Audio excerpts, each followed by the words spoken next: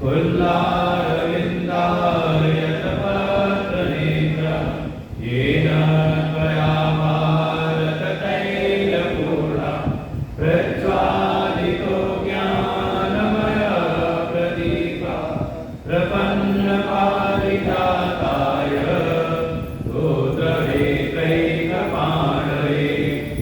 ज्ञानमुद्राय कृष्णाय गीतामृततुले नमः।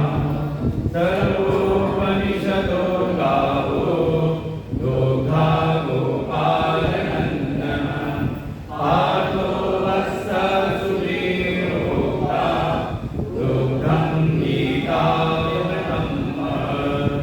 वसुदेवसुतं देवं कंसचारूरमर्दनं देवकी परमानन्दं कृष्णं वन्दे जगद्गुरुं।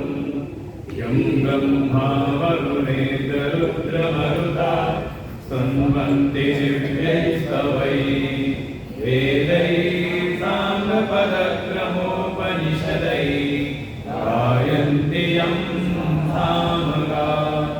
ध्यानावस्थिततद्गतेन मनसा पश्यन्ति यं योगिनो यस्यान्तं न विदुः सुरासुरगणा। देवाय तस्मै नमः। शङ्करं शङ्कराचार्यं केशवं बादरायणं सूत्रभाष्यकृतो वन्दे भगवन्तो पुनः पुनः। ईश्वरो गुरुरात्मेति मूर्तिभेदविभागिने व्योमवद्व्याप्तदेहाय दक्षिणामूर्तये नमः।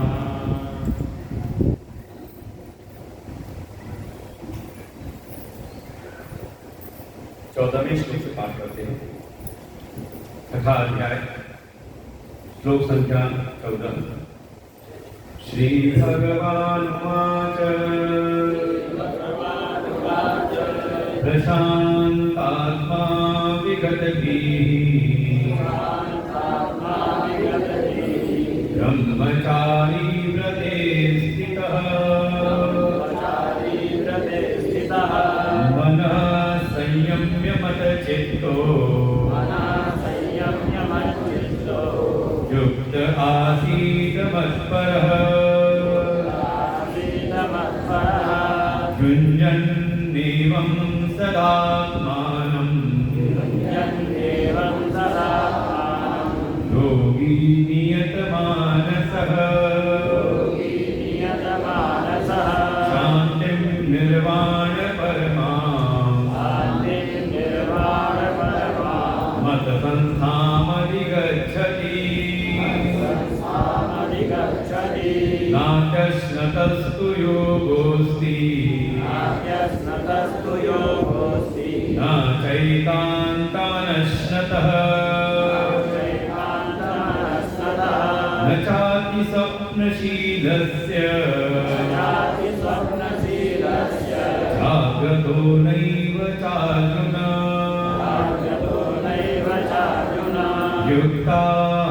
युक्ताहारविहारस्य युक्तचेष्टस्य कर्मसु युक्तस्वप्नावबोधस्य योगो भवति दुःखः। योगो भवति दुःखः।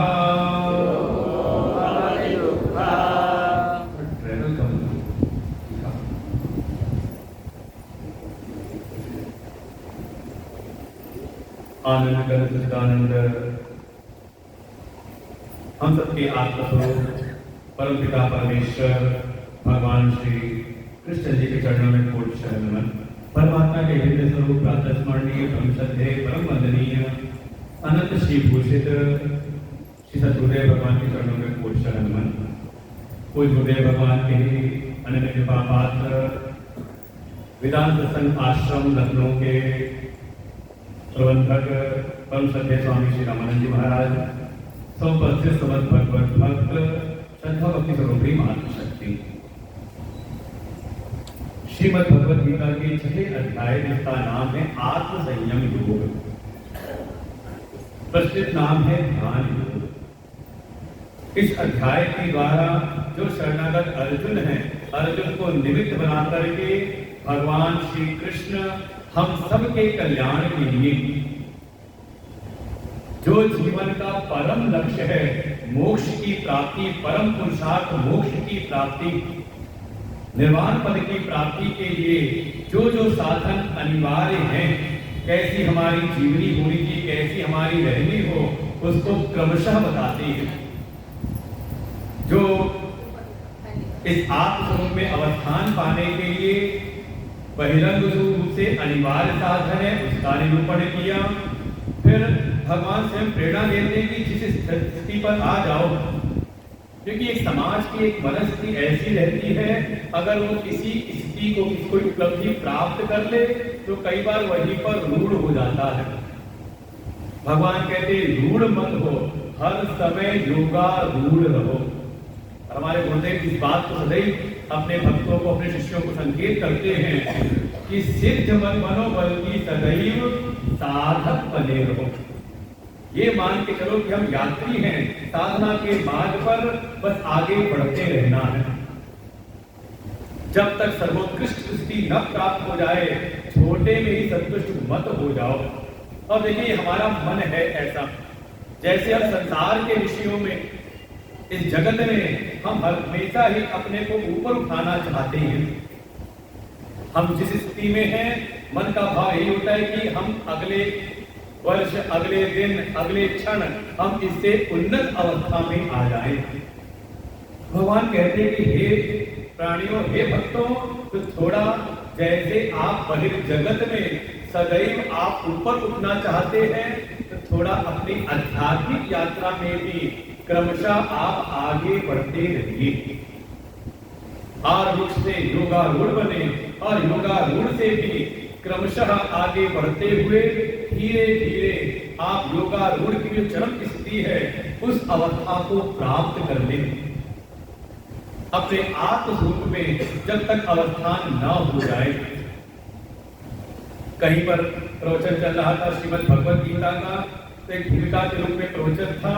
तो हमने बताया, जैसे हमारे गुरुदेव बताते हैं कि श्रीमद् भगवद गीता में मोह में पड़े हुए व्यक्ति के लिए मोह से मोक्ष तक की यात्रा का विधान बताया है। और अर्जुन स्वयं कह देते हैं, प्रारंभ में भले स्वीकार ना किया हो कि मैं मोह में हूं। 11वें अध्याय में कहीं न कहीं स्वीकृति दी है कि हे प्रभु, आपके वचनों को सुन करके यत्योक्तम वचस्तेन, जैसा आपने उपदेश किया उसको सुन करके मेरे भीतर का जो मोह था, अयम मोहो विगतो मम, मोहो यम विगतो मम, मेरे भीतर से मोह चला गया। भगवान ने सुना, लेकिन उसके बाद में उपदेश विश्राम नहीं दिया। 11वां अध्याय पूरा किया, 12वां, 13वां, 14वां, 15वां, 16वां, 17वां, 18वां अध्याय सुना डाला। और जब सुनते सुनते अर्जुन ने कहा, हे प्रभु, नष्टो मोह, हे प्रभु आपकी कृपा से, हे अच्युत, जैसे आप अपने स्वरूप में स्थित हैं, च्युत नहीं होते कभी किसी स्थिति में, ऐसे ही आप कृपा से मेरे भीतर का भी जो भी अज्ञान होता नष्ट हुआ, और मैं अपने स्वरूप में स्थित हो गया हूं। स्थितो अस्मि, अब कोई संदेह नहीं है, किसी प्रकार का कोई विषय नहीं रहा। गत संदेह, अब आप जैसा कहेंगे वैसा मैं करूंगा। तो हमने वहां प्रतिपादन इसी प्रकार से किया कि भगवान ने मोह में पड़े हुए व्यक्ति के लिए मोह से मोक्ष की तक की यात्रा का वर्णन किया है। मोक्ष अर्थात मोह का क्षय। जैसे आजकल की व्यवस्था में होता है, हम बड़ा किसी का नाम हो तो उसको हम इनिशियल ले लेते हैं, छोटा बना देते हैं, तो मोह का क्षय हो जाना ही मोक्ष है।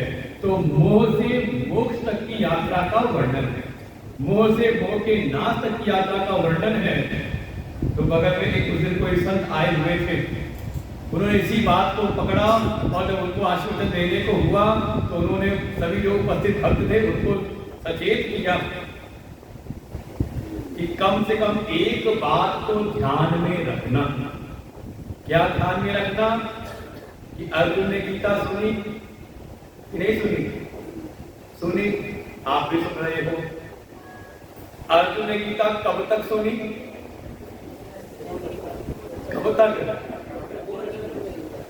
जब तक उसके भीतर का मोह नष्ट नहीं हो गया, जब तक वो अपने स्वरूप में योगारूढ़ नहीं बल्कि अपने स्वरूप में ही आरूढ़ हो गया, इसी तो अस्मि, तब तक अर्जुन ने गीता सुनी है। तो आप सबको भी कब तक सुननी है? कल तक, 1 तारीख तक। कब तक? कहा जब तक ये स्थिति हमारे भीतर की उत्पन्न ना हो जाए। वास्तव में भगवान के अगर प्रिय भक्त बनना है तो कम से कम भगवान जो हमें बनाना चाह रहे हो हम बने तो। भाई जैसे आपका बच्चा जो आप चाहो वो बन के दिखा दे तो आपका उसे परम एक आत्मी भाव हो जाता है कि देखो हमारे बच्चे ने बिल्कुल हमारे संकल्पों को पूरा कर दिया। तो आपका परम आत्मी भाव उस बच्चे से होता है। शायद दूसरा भी वो सफल हो जाए लेकिन शायद वो आत्मी भाव नहीं रहता। लेकिन जिसने हमारे संकल्पों को आगे बढ़ाया, जिसने हमारे संकल्पों को, हमारे मन की इच्छाओं को पूरा किया, उससे विशेष आत्मी भाव हो जाता है कि वास्तव में ये हमारे अच्छे कदम पर चला। ऐसे परम पिता परमेश्वर भी तो है जो वो चाह रहे हो। वो जब कोई साधक करता है, भक्त करता है, भगवान के दिखाए मार्ग पर चलता है तो भगवान उसको अपना परम प्रिय मानते हैं। और आप देखेंगे 12वें अध्याय में जाओगे भगवान बताएंगे वहां पर, छठे में नहीं, छठे, 7वें, 8वें, 9वें, 10वें के आगे तक बताते हैं कि क्या करना है। और 12वें बताते हैं कि हाँ ऐसा कोई साधक हो तो जो मद भक्त, ऐसा जो कोई भी मेरा भक्त है, जो माने का कोई भेद नहीं कि स्त्री है कि पुरुष है, कोई भेद नहीं कि ब्राह्मण है कि क्षत्रिय है कि वैश्य है कि शूद्र है, कोई भेद नहीं कि अगड़ा है कि पिछड़ा है, अरे किस जाति का है, किस धर्म का है, किस पंथ का, किस मजहब का है, कोई भेद नहीं। जो कोई भी ऐसा मेरा भक्त है, कैसा? जैसा जैसे मैंने बताया है जीवन जीने के लिए, जैसी साधना बताई है ऐसा जो कोई करता है सा में प्रिय, वो मुझको प्रिय है। और बात में तो इतना भी कहते हो क्योंकि हो सकता है आप 12वां अध्याय पढ़ोगे क्योंकि अगला प्रवचन हमारा 12वें अध्याय पर ही है। बिल्कुल एक को यहाँ विश्राम देगा कि पर अभी 12वां अध्याय सुनाया भी था, माता जी बैठी हुई है, तुम्हें नहीं बैठे हुए हैं। 12वां अध्याय तो पिछले महीने ही था। तो वहां जो लक्षण बताए हैं 8 या 7 श्लोकों में, कई बार लगता है ये तो हमारे भीतर है ही नहीं, तो क्या हम भगवान के प्रिय नहीं हैं? भगवान बड़ी कहते हैं साधना देते चिंता ना करो, जो ये सद्गुण सुन रहे हो मन में इच्छा तो हो रही ना कि इनको हमें अपने भीतर लाना है और वृक्ष बनना है कि नहीं? इच्छा है कि नहीं? अगर इच्छा भी आ रही है, इस ज्ञान के प्रति अगर आपके भीतर श्रद्धा उत्पन्न हो रही है कि ये हमारे जीवन के कल्याण के लिए है, चलो अभी है नहीं भीतर सामर्थ्य, हम प्रयास करेंगे इन गुणों को भीतर लाने का। तो जो कोई श्रद्धा भी इनके ऊपर करता है, ज्ञान के ऊपर, भगवान कहते वो भी मेरा अतीव प्रिय हो जाता है। ऐसे जो कोई भी सब मेरे अति प्रिय हो जाते हैं। तो भगवान जैसे एक कोई पिता अपने पुत्र को आगे बढ़ाना चाहता है, जीवन के चरम पर, जीवन के उत्कर्ष पर ले जाना चाहता है, उसके भीतर की भावना रहती है। ऐसे ही भगवान भी जो भी उनके अनुयायी हैं, जो उनके शरणागत हैं, उनका भाव यही है कि वो कैसे आगे बढ़े, आरूढ़ से योगारूढ़, योग में आरूढ़ होकर के का वो चरम स्थिति को प्राप्त कर ले। इसके लिए भगवान हमें कुछ साधन बताते हैं और ज्यादा नहीं बताएंगे। कई बार लोग पूछते हैं, पहले तो बताते हैं कि हम क्या क्या करते हैं, सुबह से लेकर के कौन कौन सी चालीसाएं पढ़ते हैं, कौन कौन से मंत्र जपते हैं, कौन कौन से देवताओं का पूजन अर्चन करते हैं, सब बता देते हैं, कम से कम लंबी लिस्ट बता देते हैं। फिर आकर के पूछते महाराज जी अब बताइए और हम क्या करें? तो हमें कुंडली की बात याद आती है कि एक समय हरिद्वार आश्रम में एक माता जी आई, बड़ी श्रद्धालु माता जी, और बैठे बैठे गुरु से उन्होंने पहले यही पूछा कि गुरुदेव हमें बताओ मैं हम क्या करें, साधना क्या करें? तो हमें बड़ा के कहते हैं लगा कि बात खैर भीतर हुआ कि चलो हम तो जल्दी आकर के पूछ लिए, तो देखो इस अवस्था पे आने के बाद भीतर ये जिज्ञासा देखी है। तो गुरुदेव ने सीधे नहीं बताया, पहले पूछा कि करती क्या हो अम्मा, पहले ये बताओ अभी कौन कौन सी साधना करती हो। और उन्होंने जो बताना प्रारंभ किया कि सवेरे उठ करके गंगा जी में स्नान से लेकर के सवेरे जल्दी उठ करके गंगा जी किनारे का घर, पहले गंगा जी लगभग 6 बजे शुरू किया उन्होंने, और 6 बजे गंगा स्नान करके घर आकर के 12 बजे तक दिन के कौन कौन से साधन, कौन कौन से जप, कौन कौन से पाठ, कौन कौन सी पूजा करती हो, सब उन्होंने बताया। जब बता करके चुप हुई तो गुरु जी ने अपना माथे कैसे हाथ रखा, इतना तो पहले से कर रहे भाई, इसमें और क्या बता दूं। हाँ ये पूछो कि इसमें से क्या क्या कम करना है।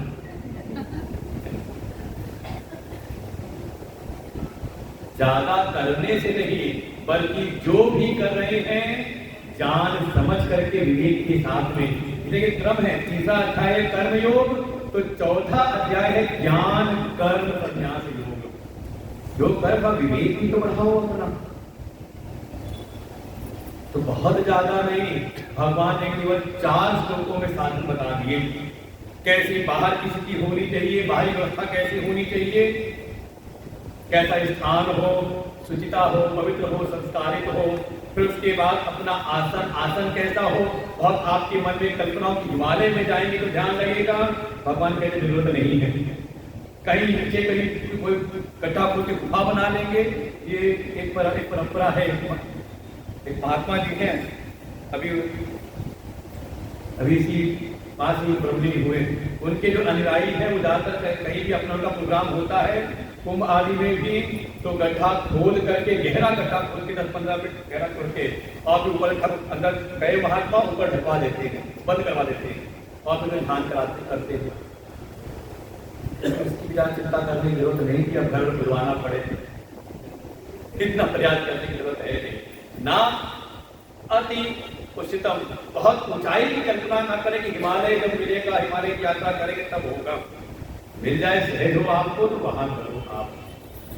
बहुत ज्यादा नीचे जाने की आवश्यकता नहीं कि चले जाएंगे बिल्कुल कहीं, बिल्कुल ऐसा कोई भाव बनाएंगे तो करेंगे, कहा नहीं, जो आपके अनुकूल हो सकता है कोई हिमालय में रहने वाला है, उसके लिए वो वातावरण अनुकूल है क्योंकि शरीर अभ्यस्त है, और कोई दक्षिण नीचे रहने वाला है, समुद्र तट पर रहने वाला है तो उसके लिए वो अनुकूल है।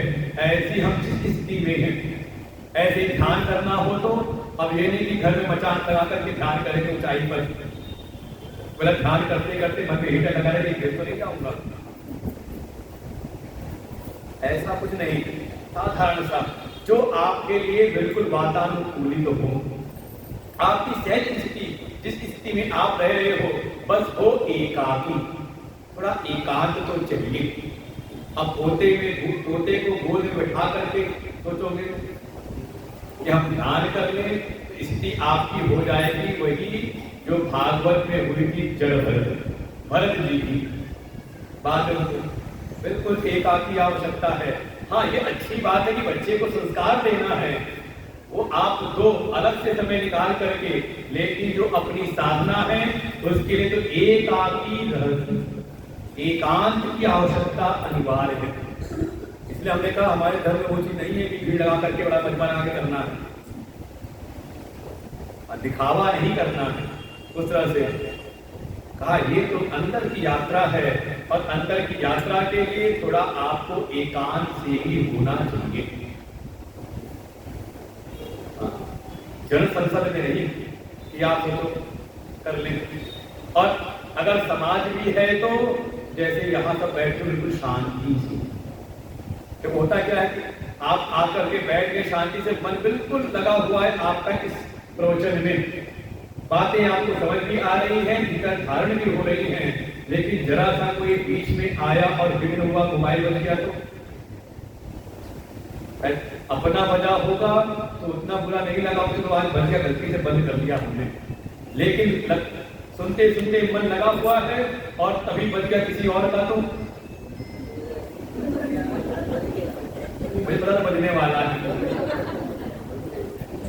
जिसका बंद कर लो भाई, क्योंकि ये अपराध है। अब थका दिखा तो बताना पड़े, यही बात बच्चों जैसे। हाँ बिल्कुल, जिसका हो बंद कर लो। कभी आप देखना, कभी जुम्मे की नमाज होती है, कितने लोग बैठे रहते हैं। चले जाओ आप चर्च में, अगर उनका इतना विस्तार हो रहा है तो कम से कम वो बुनियादी जो नियम है उसका पालन करते हैं, तो आज वो तो बैठे दिखाई दे रहे हैं। हम सनातनी सर्वोत्कृष्ट ज्ञान के साथ होते हुए भी, सर्वोत्कृष्ट संस्कृति होने के बाद भी कार्य जो सिमटते जा रहे हैं। क्यों? क्योंकि हमारे भीतर प्रारंभिक अनुशासन लाने को तैयार नहीं होते। ये बिल्कुल बड़ा दोष है, अपराध है, और इस कह सकते हैं कि ये मूर्खता का परिचायक है कि हमारी अभी इतनी भी मति नहीं लगी कि हम कहां पर हैं, किस तरह से हमें रहना है, कैसे बैठना है। भगवान पहले बाहर की अवस्था को ठीक कराने में कह रही है। आप चाहते हो कि हम भगवान की प्राप्ति करें, अपने आप रूपित हो जाए, और अभी बाहर को हम ठीक करना नहीं जान पाए, अभी तक प्रारंभिक अनुशासन नहीं सीख पाए, तो समझे कि फिर अभी आप बहुत ही दयनीय स्थिति में आप हो। अभी आपको शायद 2-4 जन्म और लेना पड़ सकता है। जो भगवान इसी जन्म में कह रहे हैं वो फिर संभव नहीं, कि प्रारंभ भगवान के बाहर से करा रहे हैं। आसन कैसा हो, फिर आसन पे बैठना कैसे है वो बताया, कि हमारा शरीर कैसा हो, शरीर आपका मनमाना चलता रहे, हिलता डुलता रहे, संभव ही नहीं कि आप ध्यान में आरूढ़ हो सकते हैं। क्योंकि जिस मन को हमें साधना है वो अत्यंत सूक्ष्म है, अत्यंत ही, इसमें भी आएगा चंचलम ही मना कृष्ण प्रमादी बलवदनम, बहुत प्रमादी स्वभाव का है, चंचल है, उसको हमें साधना है। तो जिस आयतन में है वो, जिस शरीर में है, पहले शरीर को तो साध लें हम। जितने भी देखे जीवन के जो भी सूक्ष्म कार्य हैं उसमें शरीर साधना पड़ता है कि नहीं पड़ता है। कोई हवाई जहाज उड़ा रहा हो, हम तो कह रहे रसोई का कार्य नहीं कुछ कर रही हो माता, तो ऊट पटाखों का सेट करते रहे तो कहते हैं कोई अगर खच्चर करो सावधान करने से सही से रहो, है कि नहीं। गाड़ी चलाते समय हिलते डुलते रहो, समस्या है कि नहीं। तो ये तो अंतरतम की बिल्कुल यात्रा है, अपने मन को सुधारने संवारने की यात्रा है। तो बाहर को ठीक ठाक रखें। भगवान कहते बैठना कैसे है, तो कम से कम कमर गर्दन से एक सीध में हो और ये स्थिर भी रहे, क्योंकि धीरे धीरे ऐसा ही सीधा करते हैं फिर अपने आप को मिल जाता है, क्योंकि हमारा अभ्यास बिगड़ा हुआ है। पहले बाहर के अभ्यास को हम ठीक ठाक कर लें, और फिर ये जो हमारी इंद्रियां हैं, ये मन जो है 10 इंद्रियों पर सवार होकर के 10 दिशाओं की ओर दौड़ रही हैं। बिल्कुल स्थिति वैसी है जैसी रामायण में 2 पात्र कहे गए हैं, एक है दशरथ और दूसरा है दशानन। क्या अंतर है? हमसे संकेत को भगवान किसके पास आते हैं? कहा जो दशरथ हैं, दशरथ माने कहा जिन्होंने अपनी 10 इंद्रियों को रद रखा है, संयमित कर रखा है, और बुद्धि साथ में कुशल है, कौशल्या है, तो उनको भगवान की प्राप्ति होती है। और कोई है दशानन जिसके 10 सिर हैं। ये सिर जो है ये भोग का प्रतीक है, एक तो समझता नहीं हमारे, और जिसके 10 सिर हो तो सब बहिर्मुखी हैं, सब रजोगुणी हैं, तो ऐसे को परमात्मा की प्राप्ति नहीं होगी। समझने का प्रयास करें। ये जो हमारी इंद्रियां हैं ये हमें विचलित ना करें, इसलिए मन को इंद्रियों से हटा करके इसको कोई एक आधार दे। बिल्कुल लगता है कि भगवान के सामने आप जो पद मजहब की बात करो, बिल्कुल अगर कोई कहे आ जाए कि नहीं हम थोड़ा कम्युनिज्म वाले हैं, ये परमात्मा भगवान नहीं जानते, तो भगवान उसने कहे चिंता ना करो, मन को तो एकाग्र करना है ना, मन को साधना है ना। जैसे जल में ऊर्जा बहुत है लेकिन वो जल बिखरा रहे तो किसी काम का नहीं, बल्कि अति वर्षा हो जाए तो बाढ़ लेकर के आता है, विनाश करता है। लेकिन उसी पर अगर बांध बना दिया जाए, तो डैम बना दिया जाए, तो वही जो जल की शक्ति है जब उसको हमने संयमित किया और एक दिशा से निकाला, एक चैनल से निकाला, तो वही फिर समाज के लिए ऊर्जा उत्पन्न करता है। ऐसे मन में अतुलनीय सामर्थ्य है लेकिन अगर ये मन बिखरा हुआ हो तो हमारे गुरुदेव ऐसे दृष्टांत देते जब याद आते तो गुरुदेव कहते जैसे कपड़ा सिलने के पहले सुई में धागा डालना हो, कैसे डालेंगे धागे को? अब इतनी बड़ी मूर्खता का परिचय आप लोग ना दें कि बार बार बोलने के बाद भी कुछ नया आए बंद कर लो, जिसका रहेगा वो भी बंद कर ले।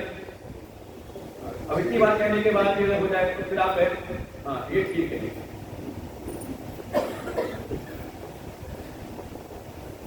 तो गुरुदेव कहते हैं कि धागा डालना हो सुई में तो क्या करते हैं? धागा थोड़ा डालो तो उधर जाएगा? कहते नहीं, माता है उसको जीभ पे लगाती है। लगाते तो क्या करेंगे उसको? जो उसके जो सूत अलग अलग निकले हुए हैं का उसको इकट्ठा करते हैं। ना धूप लगाने वाला हो तो कम से कम उसको उंगली से ऐसे ऐसे करके पतला करेगा और पतला करके बड़ी सावधानी से उस छेद से पार कराएगा। बस यही अपने मन को भी करना है। मन को भी थोड़ा अब धूप लगा के करना हो तो कोई संस्कृति हमारी है नहीं, तो पानी में हाथ लगा करके ही करो जैसे भी, लेकिन मन को करो एकाग्र, उसको एक लक्ष्य में लगाओ। भगवान संकेत करते हैं जैसे अपनी नासिका के अग्रभाग पर नोज टिप पर आपने जैसे ध्यान लगा रखा हो, नाक के अग्रभाग का ध्यान नहीं करना, ये लक्ष्य नहीं है। मान लो ऐसे कि हाँ एक चीज पे ध्यान करना है, जैसे प्रातः कहते हैं मुझे का करो, कोई लौ जला के करो, ये सब प्रारंभिक साधन है। सबसे अच्छा है कि बाहर आपको कोई व्यवस्था नहीं, भगवान ने कहा ये नाक है ना, आंख बंद के इसी पे अपना ध्यान केंद्रित करो।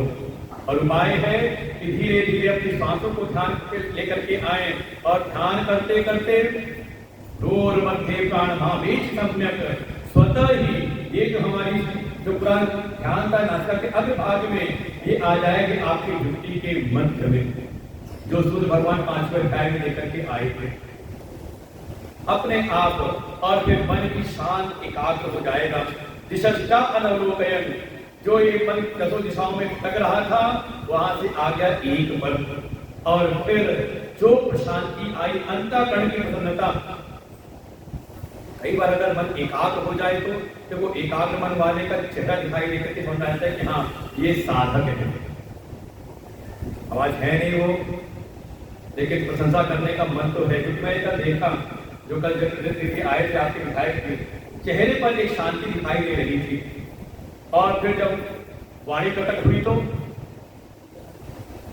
वो लगता है कि साधना से परिष्कृत की हुई वाणी, जिसने साधना की हो उसी के चेहरे पर ऐसी शांति हो कि अंतःकरण प्रसन्न है। देखो, अगर जैसा आपका भीतर अंतःकरण मन है, जैसा आपका हृदय है, देखो भाव चेहरे पे आता है। मन शांत है तो चेहरा भी बिल्कुल सौम्य दिखाई देगा, और मन के भीतर उग्रता है, कुटिलता है, तो सबका सब आपकी आंखें तो बयां कर देती है, चेहरा तो साफ प्रकट कर देता है। शांत आत्मा विगत भी, भगवान कहता प्रसन्न अंतःकरण के साथ में विगत भी, किसी प्रकार का कोई भय नहीं। कई बार साधकों को बड़ा भय रहता है, क्यों पता नहीं साधना में सफल होंगे कि नहीं होंगे। अर्जुन पूछे चिंता अगर आपके मन में है भय, अर्जुन के लिए पूछा है कि आगे प्रश्न आएगा, कल ही देखेंगे उसको कि कहीं ये भी हमने छोड़ दिया और ध्यान में लग गए। तो कई बार होता होगा मन में, जब कभी हम भक्ति संभालते हैं तो लगता है जैसे संसार छूट रहा है, और जब संसार संभालने लगते हैं लगता है भक्ति छूट रही है। ये साधक है ना, कई बार शुरुआती दौर में, और अगर सही प्रकार से सद्गुरु आश्रय में नहीं है तो उसकी स्थिति बिल्कुल वैसी होती है जैसे घड़ी का पेंडुलम, इधर से उधर, इधर से उधर। वास्तव में बैलेंस बनाना कोई सद्गुरु की शरण में रह करके ही सीख सकता है। उनके शरणागत में अपने आप होता है ये प्रशांत आत्मा विगत भी, हर प्रकार के भयों से मुक्त होकर के ज्यादा चिंता ना करो। और जो कहीं ना कहीं चिंता है, चिंता होती है क्योंकि हमने जीवन के आश्रय बाहर खोज रखे हैं। जीवन के आश्रय को हमने कहीं ना कहीं टिका रखा है बाहर के जगत में, कहीं धन को, कहीं जन को, कहीं अपने शरीर के बल को हमने अपने जीवन का आश्रय मान रखा है, या फिर मन को हमने रमणीय कहीं और किसी और को बना रखा है मन के लिए कि हाँ वहां जाएंगे तो बड़ा सुख मिलेगा। ये दो चीजें भटकाती हैं, एक मन और बुद्धि। मन के लिए रमण करने योग्य गति कहीं और मन ढूंढता है और बुद्धि आश्रय कहीं और ढूंढती है। और इस बात को बड़ा सुंदर दृष्टांत दिया हमारे भगवान भाष्यकार ने। भवती कश्चित रागी स्त्री चित्तो न तु स्त्रियम एव प्रत्येक रागी। ये भाष्य में दिया हुआ है आचार्य के भाष्य में कि इसी संसार में कोई है, भवती कश्चित कोई ऐसा है जो रागी है। राग है किससे का स्त्री चित्त, स्त्री में उसका राग है, लेकिन उसको आश्रय के रूप में वो नहीं देखता। आश्रय भाव कहाँ है? कहा राजा के प्रति। किम तर्हि राजानां महादेवम वा अयं तुम। उसका श्रेष्ठता का भाव कहाँ है? आश्रय भाव कहाँ है? आश्रय भाव है। अब इतना समझो कि उसका चित्त रमण तो कर रहा है परिवार में। अपनी स्थिति को देखो, अब केवल स्त्री चित्त नहीं, अब ऐसा नहीं कि स्त्री अभिमुक्त उनका चित्त कहीं आसक्त नहीं होता। का स्त्री है तो उसको उसके लिए कोई पुरुष है। कह सकते हैं कि किसी कोई ऐसा है जिसका चित्त रमण तो कर रहा है परिवार में, लेकिन उस पर आश्रित नहीं है। आश्रित उस पर है जहां से उसकी जीवन की अनिवार्यताएं पूरी हो रही है। भाई राजा नाम ऐसे कोई जिसकी आप नौकरी कर रही हो, है कि नहीं? चाहे कितना भी परिवार में रमण कर रहे हैं, सारा परिवार इकट्ठा हो, लेकिन ध्यान आता है ड्यूटी पर जाना है कि नहीं? समस्या यही है कि चित्त रमण कर रहा है कहीं और, मन कहीं और रमण कर रहा है और बुद्धि आश्रय कहीं और बना के रखी हुई है। कहते आप भय से बच नहीं सकते, हमेशा कहीं ना कहीं कोई ना कोई डर आपको लगा रहेगा। करना क्या है? इसके लिए भगवान कह रहे हैं अपने मन को सीमित करके मच्चित्त, मुझको ही सबसे ज्यादा रमणीय समझो कि मुझसे ज्यादा कोई अच्छा है नहीं। आप अगर रूप पर आसक्त होते हो तो भगवान के रूप का वर्णन हमारी भागवत जी में है। भगवान से कोई सुंदर है? त्रिभुवन सुंदर, श्याम सुंदर। अरे एक बार आके छवि दिख जाए बाकी बिहारी से तो पंडित जी पढ़ना तो लगा देते हैं, कहीं ऐसा ना हो कि कोई अटक ना जाए इसमें। तो कहा अब कलयुग में किसका इतना प्रेम कि आके बिहारी से अटक जाए? कहा ठीक है, मान लो बिहारी तो भगत का ना हो, कहीं बिहारी के नैन मटक गए तो वो किसी पर हो गए, कोई आ गया उनको ऐसा नहीं किया तो कहीं बिहारी न चले जाए, एकदम मिलने नहीं देते, पर्दा लगाते रहते बीच में। इसीलिए कथाओं में भगवान के रूप की महिमा का वर्णन है, उनके नाम की महिमा का वर्णन है, उनके धाम की महिमा का वर्णन है, उनके गुण लीला की महिमा का वर्णन है। इसलिए क्योंकि हमारा ये जो मन है कहीं ना कहीं इसी से आकर्षित होता है। कम से कम कुछ कथाओं का सुनो, देखो जो इस संसार के रूप में सब परिवर्तनशील है, कुछ टिकने वाले नहीं। किसी का नाम कुछ दिन चलता है, उसके बाद का कोई जानता भी नहीं। किसी के गुण की बात आज बहुत बुरी है, कल क्या हो जाए कुछ पता नहीं। धाम पता नहीं कुछ खटपट करे और हमारे आ जाए योगी बाबा, सत्यानाश बतिया के समझो कम से कम दिन की बड़ी बस्ती थी, कहीं बड़ा जलवा था और धीरे धीरे कब नष्ट हो जाए। कहा अगर ये सब में अगर आपका आकर्षण है तो भगवान कहते हैं मन चित्त, तो मुझ पे क्यों नहीं मन को लगाते हो? अपनी भावनाओं को जोड़ना है तो मुझसे जोड़ करके रखो। और अगर विचार के लिए कोई आश्रय चाहिए बुद्धि को, मत पर मुझको ही परम जानो। ये परमात्मा ही एकमात्र ऐसी सत्ता है जिसमें आश्रय भी आपको दृढ़ मिलेगा और रमण करने के लिए उनसे आकर्षित कोई मिलेगा नहीं। एकमात्र परमात्मा ही है। अच्छा, मंदिर जाकर के दर्शन करके बिहारी जी के कभी मन भरा आपका? अरे कितनी बार होता है सर, कितना भगाते हैं, हटो हटो हटो हटो, वो घूम के फिरा जाते हैं। मन होता है थोड़ी देर और देख ले, थोड़ा और नजदीक से देख ले, और की चाह बनी रहती है, मन तृप्त नहीं होता। और संसार में फिर हम याद करेंगे महाराज जी ने सुनाया बड़ा अच्छा, जब पूछा था नए नए वो दूल्हे राजा से, घर आए थे जब पत्नी को लेकर के कैसी है? क्या बताया था? कहा चंद्रमुखी। महीना 2-4 महीना 6 महीने बीता, अब कैसी है? तो कहा वो शीतलता रही नहीं, अब तब जब देखो तेजवान रहती है। कैसी है? कहा सूरजमुखी। और जब 1-2 साल और बीते तो ऐसे किसी और ने सुनाया, हमारे सुनने से सुना था, याद आ गई कि कोई पति पत्नी थे, किसी ने पूछा कैसा चल रहा है? कहा बड़ी शांति है। कहा अच्छा कैसे? कहा बस शुरू में ऐसा था, बस मैं बोलता था वो सुनती थी।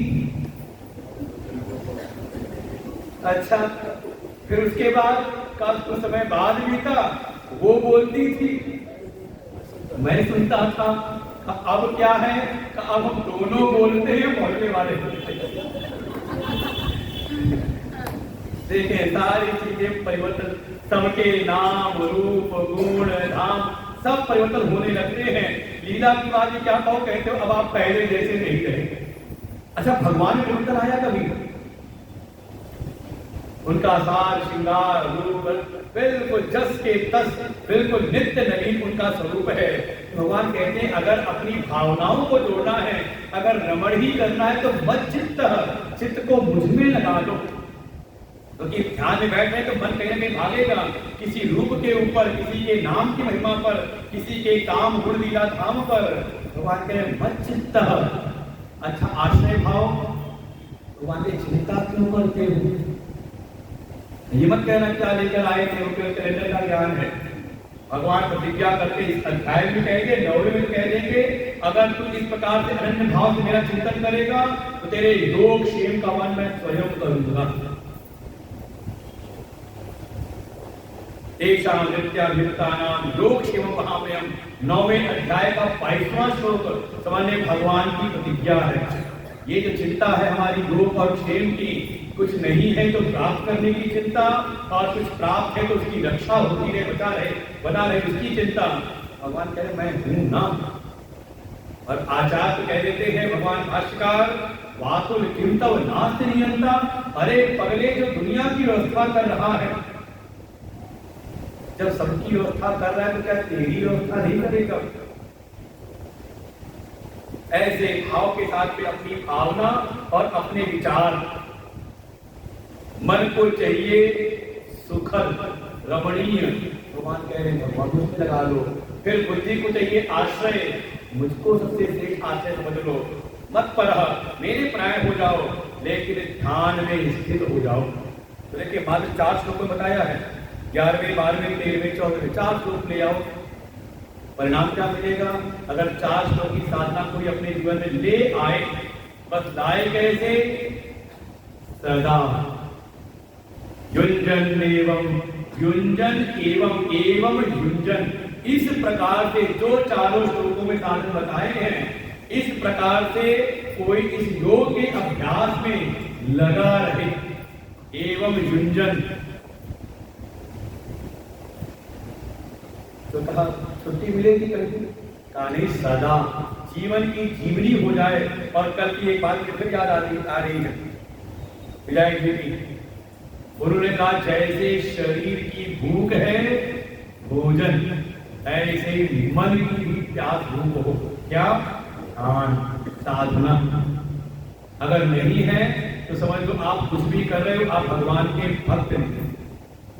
ये भूख लगनी चाहिए कि जैसे हम पेट की भोजन की व्यवस्था कर रहे हैं, ऐसी मन का भोजन ये साधना है, ये योगा रूढ़ होना है।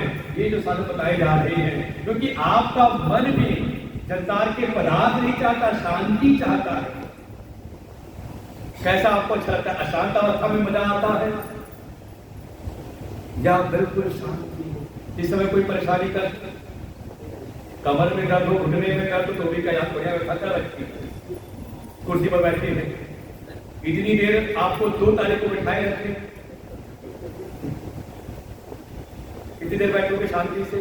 लेकिन नहीं, मन को एक शांति मिल रही, मन शांत है तो अच्छा लग रहा है। और ये जो अच्छा लग रहा है, यही आपको रोज लेकर के आ रहा है। खुद भी आ रहे हो, 4 को और लेकर के आ रही है। ऐसे ही भगवान ने इस प्रकार से जो अपने मन को सदा लगाए रखे, कौन से मन को? नियत मानसम, संयमित किया हुआ, अच्छी प्रकार से संयमित किए हुए मन को निरंतर अपनी आत्मा में लगाए रखे, ऐसा जो योगी है, जो ये चारों श्लोक के साधन बताए, जो निरंतर करता रहता है। सदा का मतलब 24 घंटे की बात नहीं है, बल्कि निरंतरता के साथ में थोड़ा रेगुलर हो जाए। जैसे भोजन, मैंने एक बच्चे से पूछा, ये बच्चा साथ में आया था, हमारे ऊपर बैठे थे, मैंने पूछा आश्रम में क्या अच्छा लगता है? कहे टाइम टाइम पे भोजन मिलता है, टाइम टाइम पे सत्संग मिलता है। हमने कहा चलो एक बात उसको पकड़ में आई, ये बात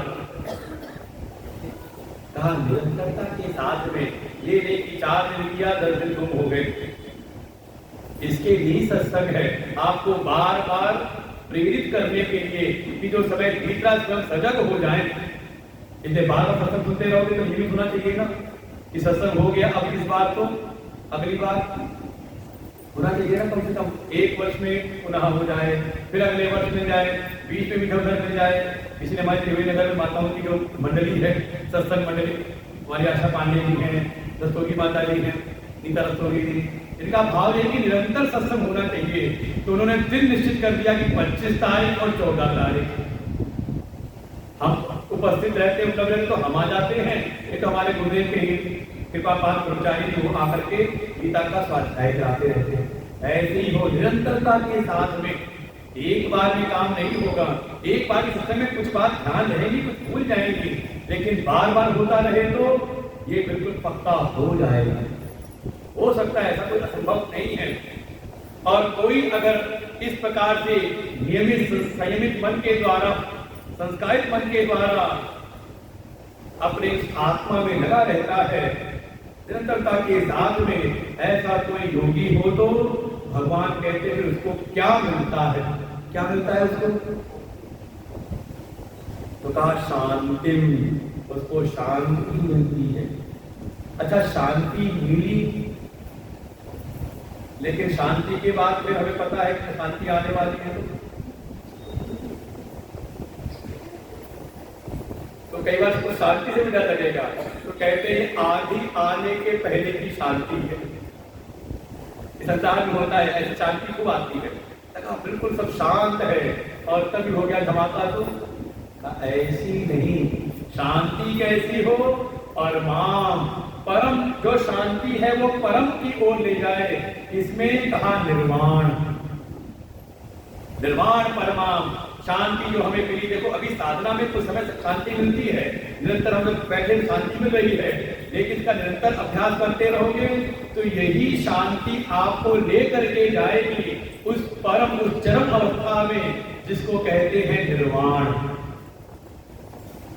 निर्वाण रूपी परम शांति में इस हमारी जो नित्य की जो साधना है, साधना से प्राप्त होने वाली शांति है, उसमें ले जाकर के आपको पहुंचा देगी।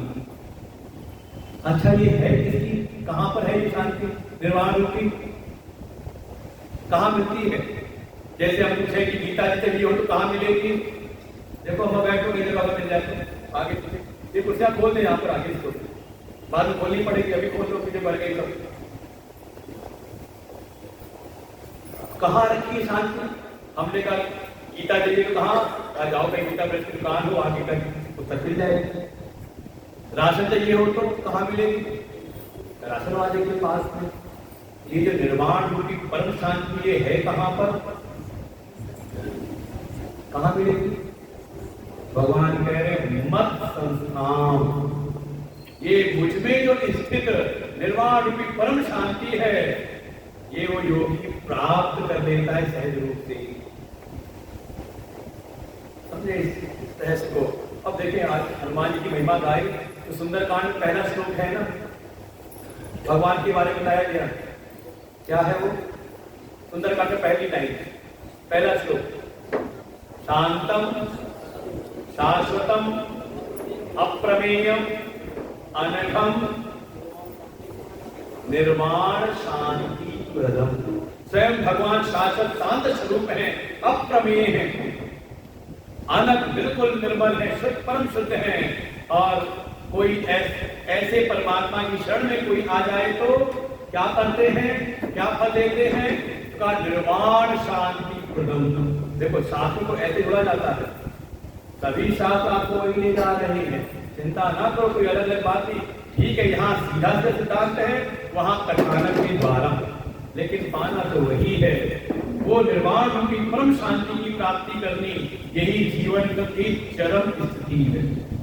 आप देखो, कम से कम विचार करो, जो भी आप साधन अपना रहे हो उसके द्वारा आप शांति की ओर जा रहे हो, और शांति भी आपको परम निर्वाण को ले जा रही है, या कहीं ना कहीं संसार में ही निक्षिप्त करके रखी हुई है। ऐसे साधनों की पहचान करनी चाहिए। निर्वाण शांति, भगवान कहते हैं मत संस्था मुझ में जो स्थित है, कहा वो प्राप्त कर लेता है। अर्थात जिसमें परमात्मा की सत्ता स्थित है, उसी सत्ता में ही वो साधक भी स्थित हो जाता है। तब हम कहते हैं ईश्वरो गुरुरात्मेति मूर्ति भेद आज्ञा, कि ऐसे जो ज्ञानी हैं और जो परमात्मा, इनमें केवल और केवल मूर्ति का भेद है, उपाधियों का भेद है, बाकी है दोनों एक समान ही। गुरु ब्रह्मा गुरु विष्णु गुरुदेवो महेश्वर, गुरु साक्षात परम ब्रह्म। क्योंकि वो परमात्मा में स्थित उस शांति में स्थिति प्राप्त कर लेते हैं और जानते, अब कह भी दे सकते हो, जानत तुम्हारी वही हो जाए, लेकिन जानोगे कैसे?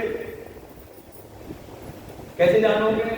तो आगे का सोई जानत चिर देव जनाई, जानत तुम्हारी हो जाए।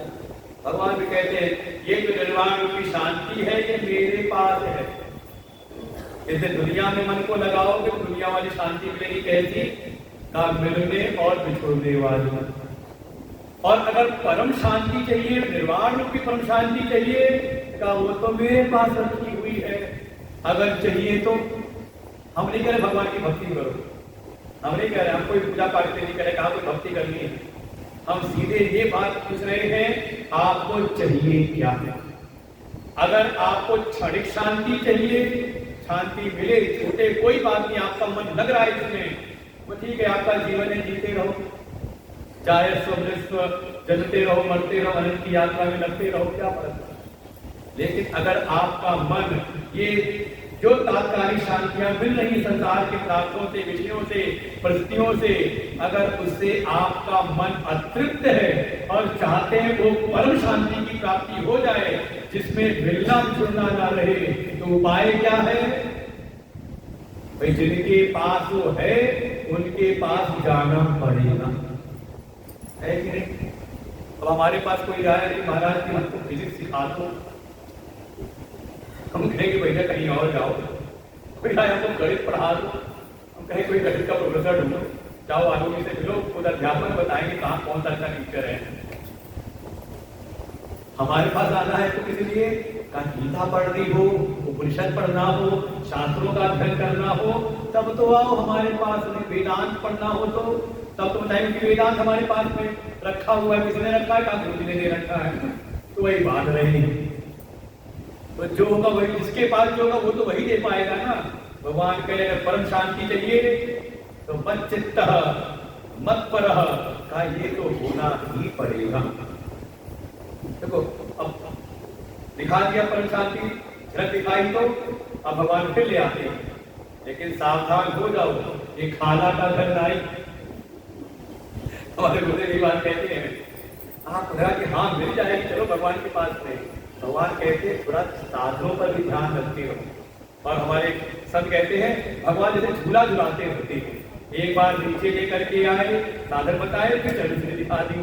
तो पूरे छठे में ही हो रहा है, पहले साधन बता रहे हैं, उसका क्या मिलेगा वो दिखा रहे हैं। मतलब थोड़ा बीच में लालच दिखाते रहो। तो कहीं पर आप जाओ, आप कोई बच्चे, छोटा बच्चा जो था उसने पूछा, हमने कहा आश्रम में तुम्हें सबसे अच्छा क्या लगता है? गुरु जी में गुरु जी पास आते हो मन लगता है ना वहां पर? कहाँ बैठा है अंशुमान? अरे बाबा जी पास बैठा हुआ पीछे अपने। हमने क्या अच्छा लगता है गुरु जी के पास में? कहा गुरु जी प्रसाद देते हैं। अच्छा मान लो प्रसाद ना मिले तो अब बच्चे को जो चाहिए उसके मन उसको मन लगने वाला, वो चीज बार बार ना मिले तो एक आध बार कहेगा, मेरे बाबा कहेंगे, अनिल जी कहेंगे चलो बेटा चलते हैं आश्रम, क्योंकि नहीं आप जाओ, हम क्या करेंगे जाते, आप जाओ सत्संग सुनना। लेकिन उसको लगता है कि नहीं, ये संतों की कृपा है कि कोई ना कोई ऐसी चीज दे देते हैं, ये थोड़ा इसी बहाने आता रहे। इसलिए संत भी कभी कोई कष्ट में गया तो उसके कष्टों का निवारण कर देते हैं, जिससे थोड़ा इसकी ललक लगी रहे। कभी उसके मन में कोई कामना है तो कभी कामना की पूर्ति करा देते हैं, जिससे ये आता रहे, झलक दिखलाते ही रहते हैं, ये फिर कुछ ना कुछ। तो ऐसे परमात्मा के भगवान फल दिखाते फिर ले आते हैं साधना में, फिर कैसे करके फिर पहुंचना, फिर यहाँ पहुंचोगे, ये मिल जाएगा, चिंता ना करो, कोई डर नहीं, कोई भय नहीं, फिर ले आते नीचे, सावधान हो जाओ। अगर ऐसा चाहते हो वो पराम शांति निर्वाण रूप शांति चाहिए तो कहते हैं थोड़ा अपने आहार विहार पर भी ध्यान रखो। 16वां श्लोक है, 16वां और 17वां। नात्यश्नतस्तु योगोस्ति न चैकान्तमनश्नतः न चाति स्वप्नशीलस्य जाग्रतो नैव चार्जुन युक्ताहार विहारस्य युक्तचेष्टस्य कर्मसु युक्तस्वप्नावबोधस्य योगो भवति दुःखः योगो भवति दुःखः। बिल्कुल हर प्रकार के दुखों से पुकारे वाले योगी आप बन जाओगे, लेकिन थोड़ा जीवन को भी साधना पड़ेगा। कैसे? बस एक बात समझ ले, जीवन में किसी चीज की भी जो अति है का समझ लो कहीं ना कहीं दुख देने वाले। इसलिए अति सर्वथा त्यजेत, अति का न भोजना, अति का न चूक। बिल्कुल अति नहीं जाता। हमारे जीवन में क्या होता है, थोड़ा सा उत्साह बढ़ा, इतना उतावला पड़ोता मत लगता है कि अब तो सारी साधना एक दिन में कर डालेंगे। ग्रंथ उठाया, गीता जी पढ़ेंगे और पहले दिन मन में सब पढ़ा, जितना पढ़ सकते हैं। 1 घंटे पढ़ा, अगले दिन 45 मिनट, अगले दिन 30 मिनट, अगले दिन पूर्णिमा का चांद ना बने।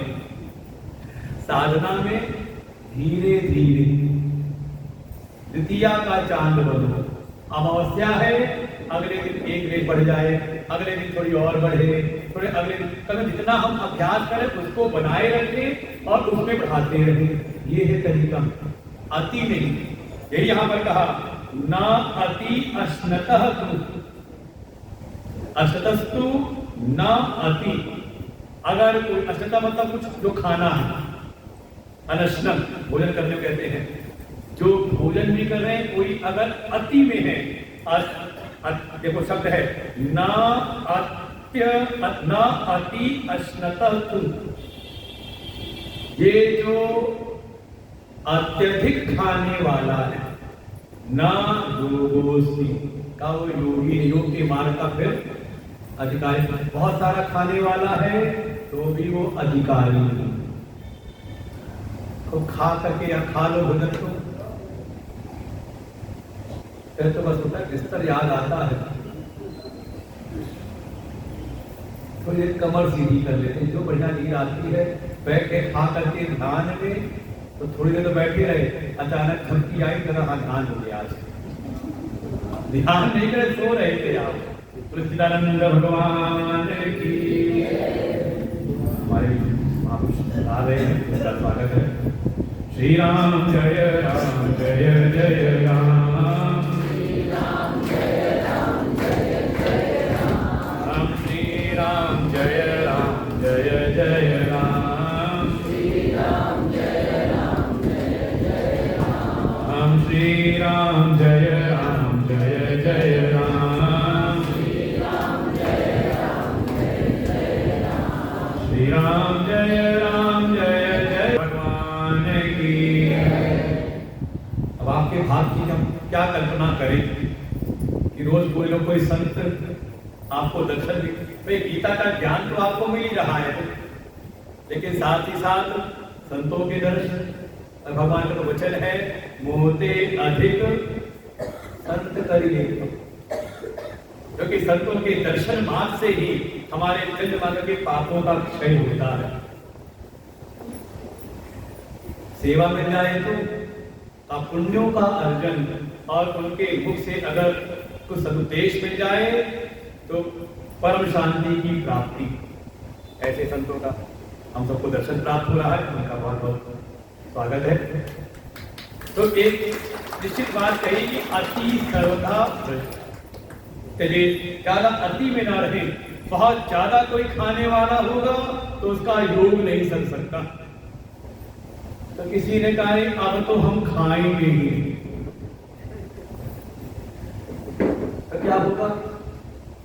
बैठेंगे, ध्यान करने बैठे परमात्मा का, आत्मा का, और ध्यान किसका आएगा? पेट के चूहों का। कहोगे जब बड़ी भूखे बदल ना हो तो पाना। अति में नहीं, बिल्कुल एक कहते हैं, इसमें कहते हैं मध्यम मार्ग में वर्णन आता है कि एक समय तथागत महात्मा बुद्ध, उनको सूचना मिली अपने किसी एक शिष्य के बारे में कि वो कुछ अति में कहते कहीं ना कहीं साधना में लगा हुआ है। वो गए उनके पास जा करके जब पहुंचे तथागत, तो आनंद नाम था शिष्य का, वो आया है, तथागत आए हैं, स्वागत किया, आसन पर बैठाया, क्या सेवा करूं? भगवान कहते हैं, आनंद आज कुछ मन है संगीत, तुम सितार बहुत अच्छा बजाते हो, तो कुछ सुनाओ मुझको। वो लेकर के आए, अपना सितार लेकर के बैठे और फिर उसको कुछ कसने लगे। कसते कसते अपना धुन देख रहे हैं, कसते कसते एक समय पे रुक गए। भगवान कहते हैं, अरे रुक तो मिलाओ, मैं और टाइट कर देता हूं, कस नहीं पा रहा, मैं और कस दूं। थोड़ा मुस्कुराए, कहा नहीं तथागत, इतना ज्यादा कसना ठीक नहीं है, अच्छा थोड़ा ढीला कर दूं मैं। तो फिर मुस्कुराए, प्रभु ज्यादा ढीला छोड़ना भी नहीं, सुर ज्यादा कसेंगे तो भी सुर नहीं निकलेगा, और ज्यादा कस देंगे तो भी सुने। जितना कसना है विवेक के साथ हमें, इसलिए अति में नहीं। कोई सोचे खूब खाने को मिल जाए तो खा पी करके मजे से करें, तो भी योग सधने वाला नहीं है। और कोई च एकांतम अनश्नतः, जो बिल्कुल रह करके अपने कुछ खाना नहीं है, करें खाएंगे तो का तो भी नहीं सधने वाला। निश्चित परिमाण का, निश्चित परिमाण से ज्यादा आहार ग्रहण कर लो तो भी कष्टदायी होता है, और अगर निश्चित परिमाण से अगर आप कम ग्रहण करो तो भी आपके जीवन की रक्षा नहीं करता। जाओगे डॉक्टर के पास तो कहेगा विटामिन डी कम हो गया, विटामिन बी कम हो रहा है, तुम्हारा आयरन कम हो रहा है। क्या हुआ? अब बैठ तो रहे साधना करने, ध्यान करने के लिए, लगता है जोड़ों में दर्द बहुत हो रहा, बैठा नहीं जा रहा, बड़ा आलस आ रहा है। शरीर कोई बहुत ज्यादा बुझन करके नहीं बैठे हैं, लेकिन फिर भी अगर कोई कमी है तो, क्योंकि जीवन जो साधना करनी है इस शरीर के द्वारा ही, शरीर माध्यम धर्म साधनम। ये जो शरीर है ये धर्म के मार्ग में आद्य पहला साधन है। इसलिए का पहला सुख रोगी का है, इसको ठीक ठाक रखो, जितना राशन चाहिए उतना देते रहो इसको।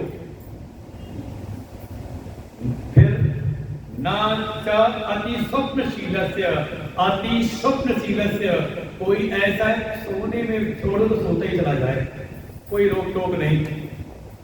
कहा अति अगर है सोने में तो ना योगोस्ति, रोते रहे हर जगह पर, उसका भी योग सधने वाला नहीं, क्योंकि उसके भीतर से तमस की भावना जाएगी नहीं, और ध्यान है सत्गुण की अवस्था में जाना।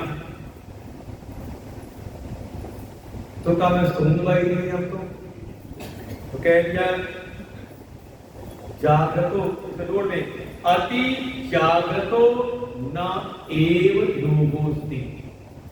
कोई अगर सोए भी नहीं तो कहा ठीक जो जितनी निद्रा आवश्यक है, कहते हैं कम से कम स्वस्थ जीवन के 5 से 6 घंटे की निद्रा तो अनिवार्य है।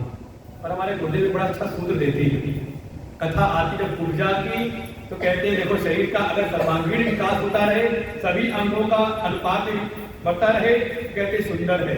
लेकिन कोई अंग अपने अनुपात से ज्यादा बढ़ जाए तो कहते शरीर की कुरूपता प्रकट होती है। ऐसे जीवन में भी हमारी जो दिनचर्या है 24 घंटे हैं, इनका हम विभाग कर ले। भागो भक्ति कैसे भाग करें? 24 घंटे का 3 भाग करेंगे तो 8 घंटे 8 घंटे 8 घंटे।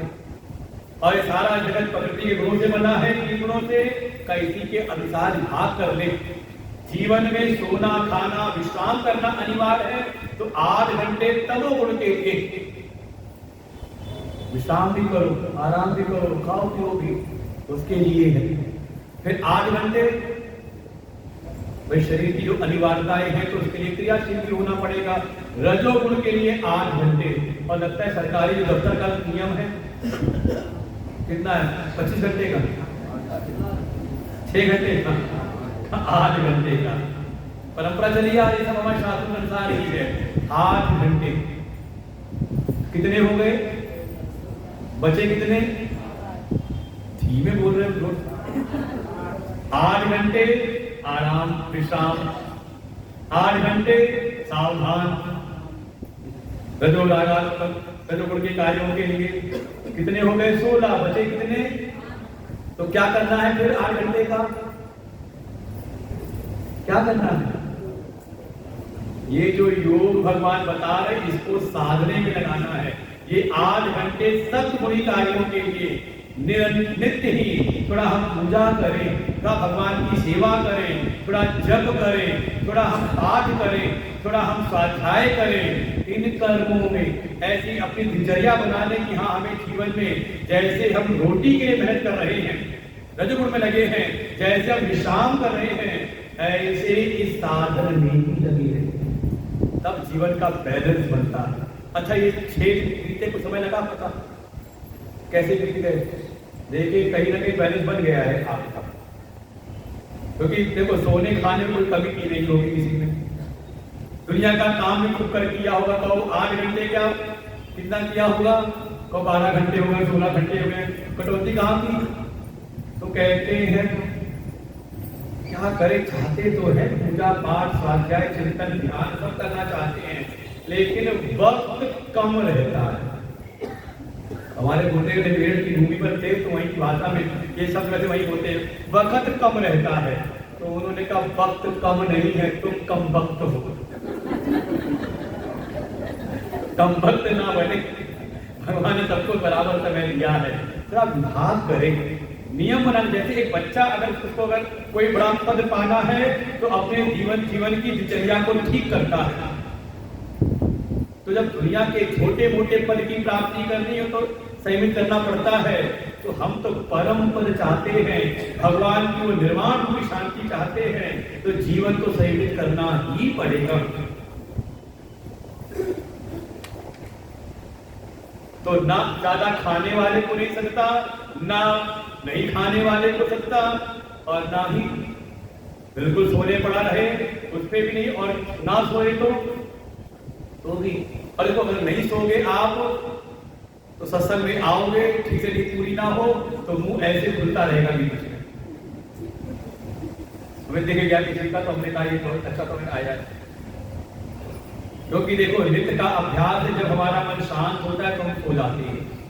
आप नहीं सोगे, ध्यान का अभ्यास करोगे, मन प्रशांत होगा तो आपका जो नित्य का अभ्यास है वो आपको ले जाएगा ध्यान की लय अवस्था में। ध्यान में नहीं आरूढ़ करेगा बल्कि आपको नीचे ले जाएगा, लय निद्रा की ओर ले जाएगा। इससे बहुत सावधान हो जाए। करना क्या है?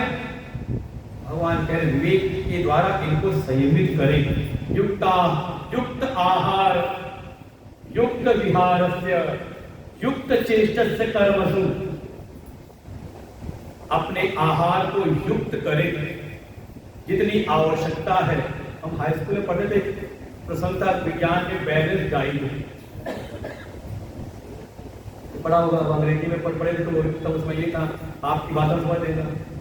कितना खा सकते हो ये महत्वपूर्ण नहीं कितना आप खा के भर सकते हो, महत्वपूर्ण ये है कि कितना आप पचा सकते हो, कितना शरीर की अनिवार्यता। अगर शारीरिक काम ज्यादा है तो ज्यादा खाना आपको पड़ेगा, लेकिन शरीर का कोई काम है नहीं और खुराक आप वही ले रहे हो बढ़ करके, तो कहीं ना कहीं जीवन में समस्या, शरीर में समस्या आएगी।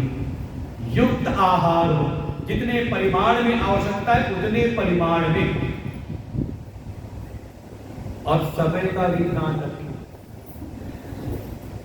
ऐसे बिहार भी, ये जो आपका रजोगुणी कार्य है, जितने बिहार मतलब व्यवहार में आप क्या कर रहे हो, चल रहे हो, फिर रहे हो, बातचीत व्यवहार कर रहे हो, कितना का वो भी युक्त हो।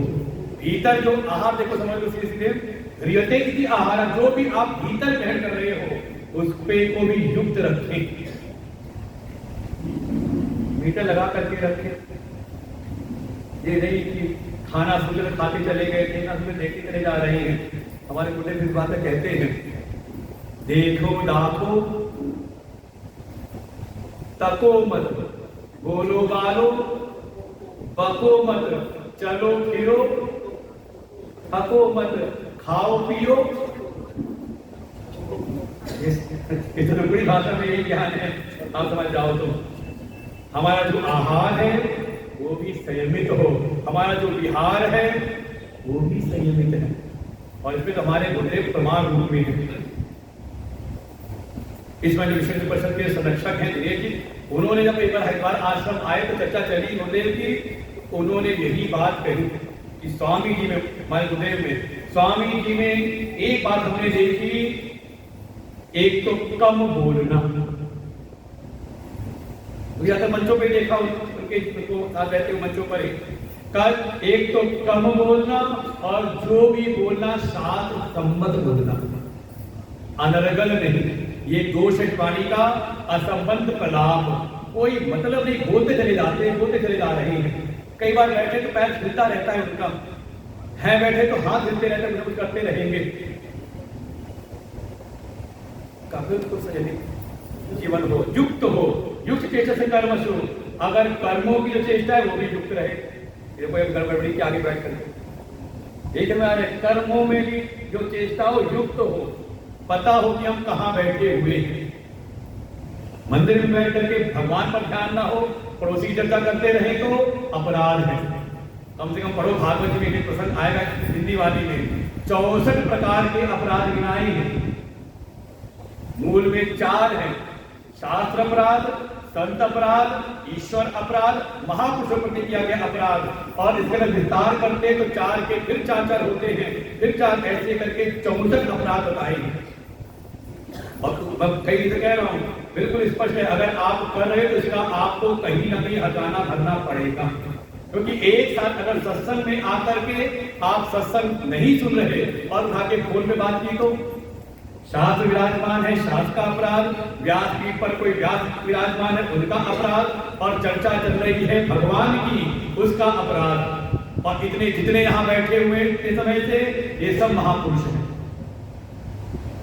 अब आप कल्पना करें कि आपको इसका हजारा कहाँ कितना देना पड़ेगा, मर्जी आप, कोई प्रायश्चित नहीं है इसका।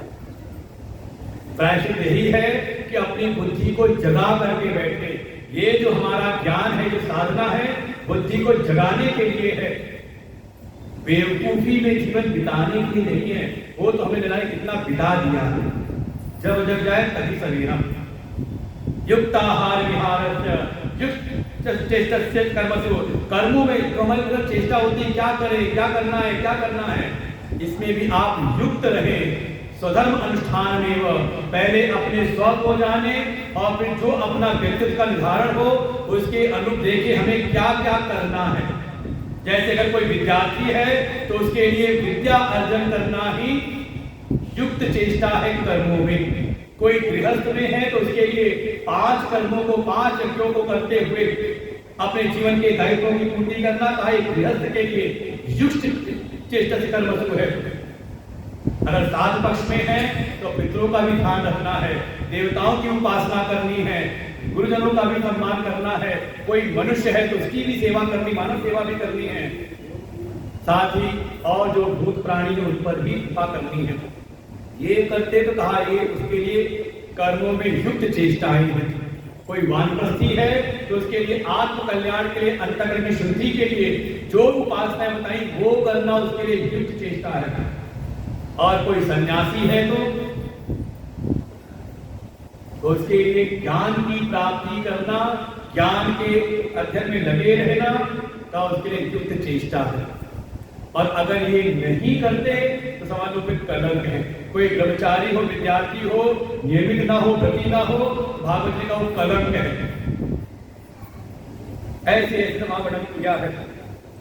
तो युक्त चेष्टा कर्मसु युक्त स्वप्नावबोधस्य, फिर जो सोना और उठना था, स्वप्न अवबोधस्य, स्वप्न माने शयन में भी युक्त हो। कितना सोना है, कब सोना है, फिर कब उठना है, इसमें भी युक्त हो।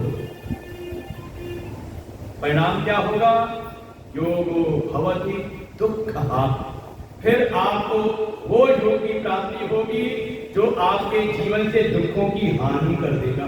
हम कह रहे हैं अध्यात्म की बात नहीं, अगर इस प्रकार से जीवन जिए तो आपका जो नित्य का जीवन है, जो ये लौकिक जीवन है, इसमें भी आपके दुखों की हानि हो जाएगी। अगर जीवन में कोई संकट है, दुख है, तो कहीं ना कहीं हमने खुद उत्पन्न किए। ये तो हमारा स्वरूप तो भगवान की जैसा है। ईश्वर अंश जीव अविनाशी, चेतन अमन सहज सुख राशि। सहज सुख राशि हम हैं, लेकिन हमने अपने जीवन को खुद बिगाड़ रखा है। मैंने कहा था एक संत की, हमें बात भी अच्छी लगी थी। किसी का बड़ा दुख है तो उसने कहा ये सब कमाई कर रखी है। सुख तो ईश्वरी देन हमको प्राप्त हुई है। जैसे पिता का की संपत्ति कुछ अंश लेकर के कोई खुद जाता है कहीं और काम करने, ऐसे ही हम भी भगवान से निकले उनके अंश हैं, तो उनकी जो सामर्थ्य उसका अंश लेकर के हम आए हुए हैं, उसी में है एक सहज सुख। लेकिन आकर के अपने अविवेकपूर्ण कर्मों से हमने खूब दुख और अशांति इकट्ठी की है, तो हमारी मेहनत की कमाई है। लेकिन अगर इस तरह से आप जीवन जियो, ये जीवन योग से युक्त अगर आपका जीवन है, तो आप पारलौकिक क्या, ये लौकिक जगत के दुखों की हानि आपकी हो जाएगी। कब होगी, कब तक करना है? तो मैंने कहा भगवान जुलाते रहेंगे। एक बार ले जाएंगे ऊपर, फिर ले आएंगे साधन पर, ध्यान रखो, फिर जाए कहाँ, कब तक करना है? अगला पढ़ते देखिए 1 2 3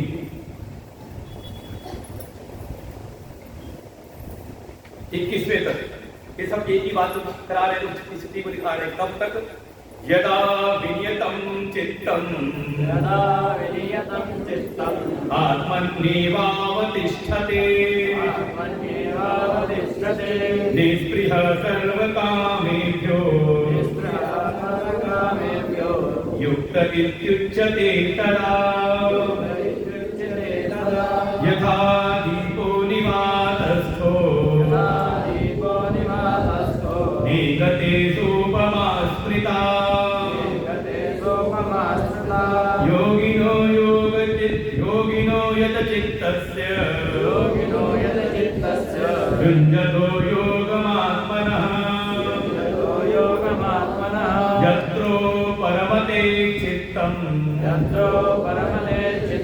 निरुद्धं योगसेवया यत्र चैवात्मनात्मानं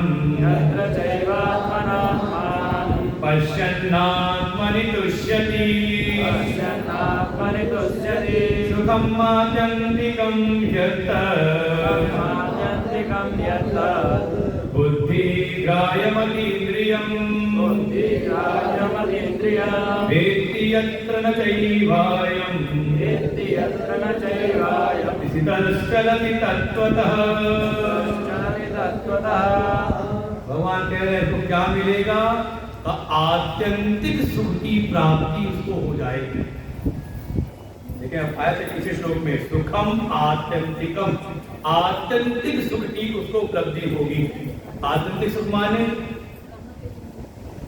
अति अंत, अर्थात जो हर प्रकार के अंत से अतीत हो जाए। देखो अभी सुख मिलता है, शांति मिलती, लेकिन कुछ समय के लिए। कहने का तो वही है जो पहले कहा था, शांति निर्वाण परमाम मत संस्थाम अधिगच्छति। उसी को फिर भगवान कह रहे हैं जो लक्ष्य फल दिखाए तो यहाँ पे फल दिखा रहे हैं। सुखम आत्यंतिकम, अर्थात जो शांति और सुख आपको परम की अवस्था में ले जाए। अभी संसार का जो विषय जनित सुख है मिलता है और बिछुड़ता है।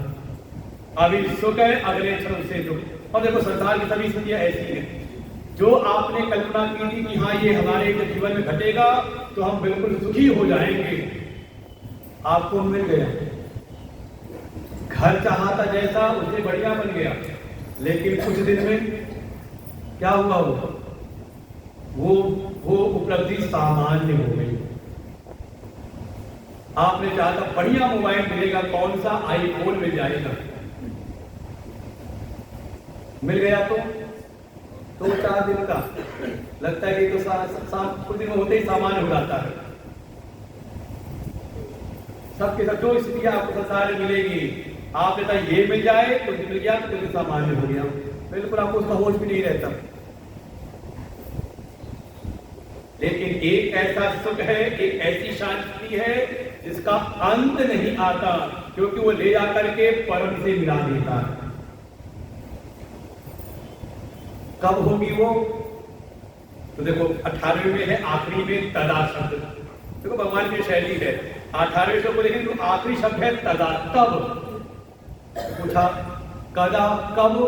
तो फिर पहला शब्द है यदा। यदा विनियतम चित्तम आत्मनि एव तिष्ठते। जिस समय, जब इस योग की साधना के द्वारा थोड़ा अपना आहार विहार ठीक करते हुए और जो साधना की बात बताई है, आसन इत्यादि लगाने की बात कही है, ऐसे साधनों को करते हुए जब आपका ये जो, अब ये नहीं कहा नियत मन, देखो पीछे आया था नियतम मानसम, नियत मानसम, यहां क्या कहा? नियत नहीं, विनियत। जो संयमित मन है उसमें भी कहा विशेष प्रकार से, अच्छी प्रकार से जिसका मन संयमित हो गया है। यदा, जब ये हमारा जो चित्त है अच्छी प्रकार से संयमित हो करके, मतलब अब ये बाहर नहीं भागता।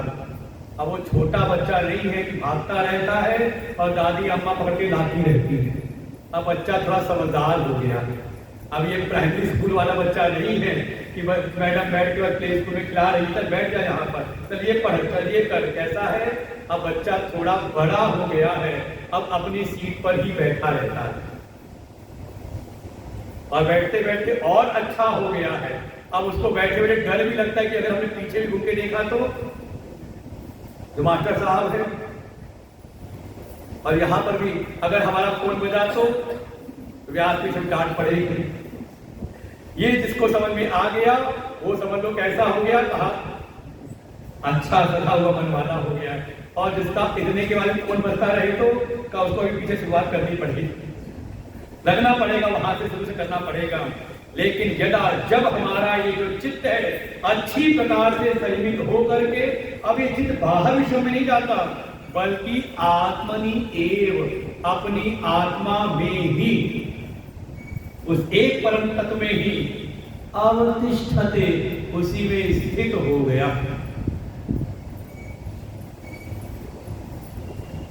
कैसे? का निष्प्रिय सर्व कामेभ्यो।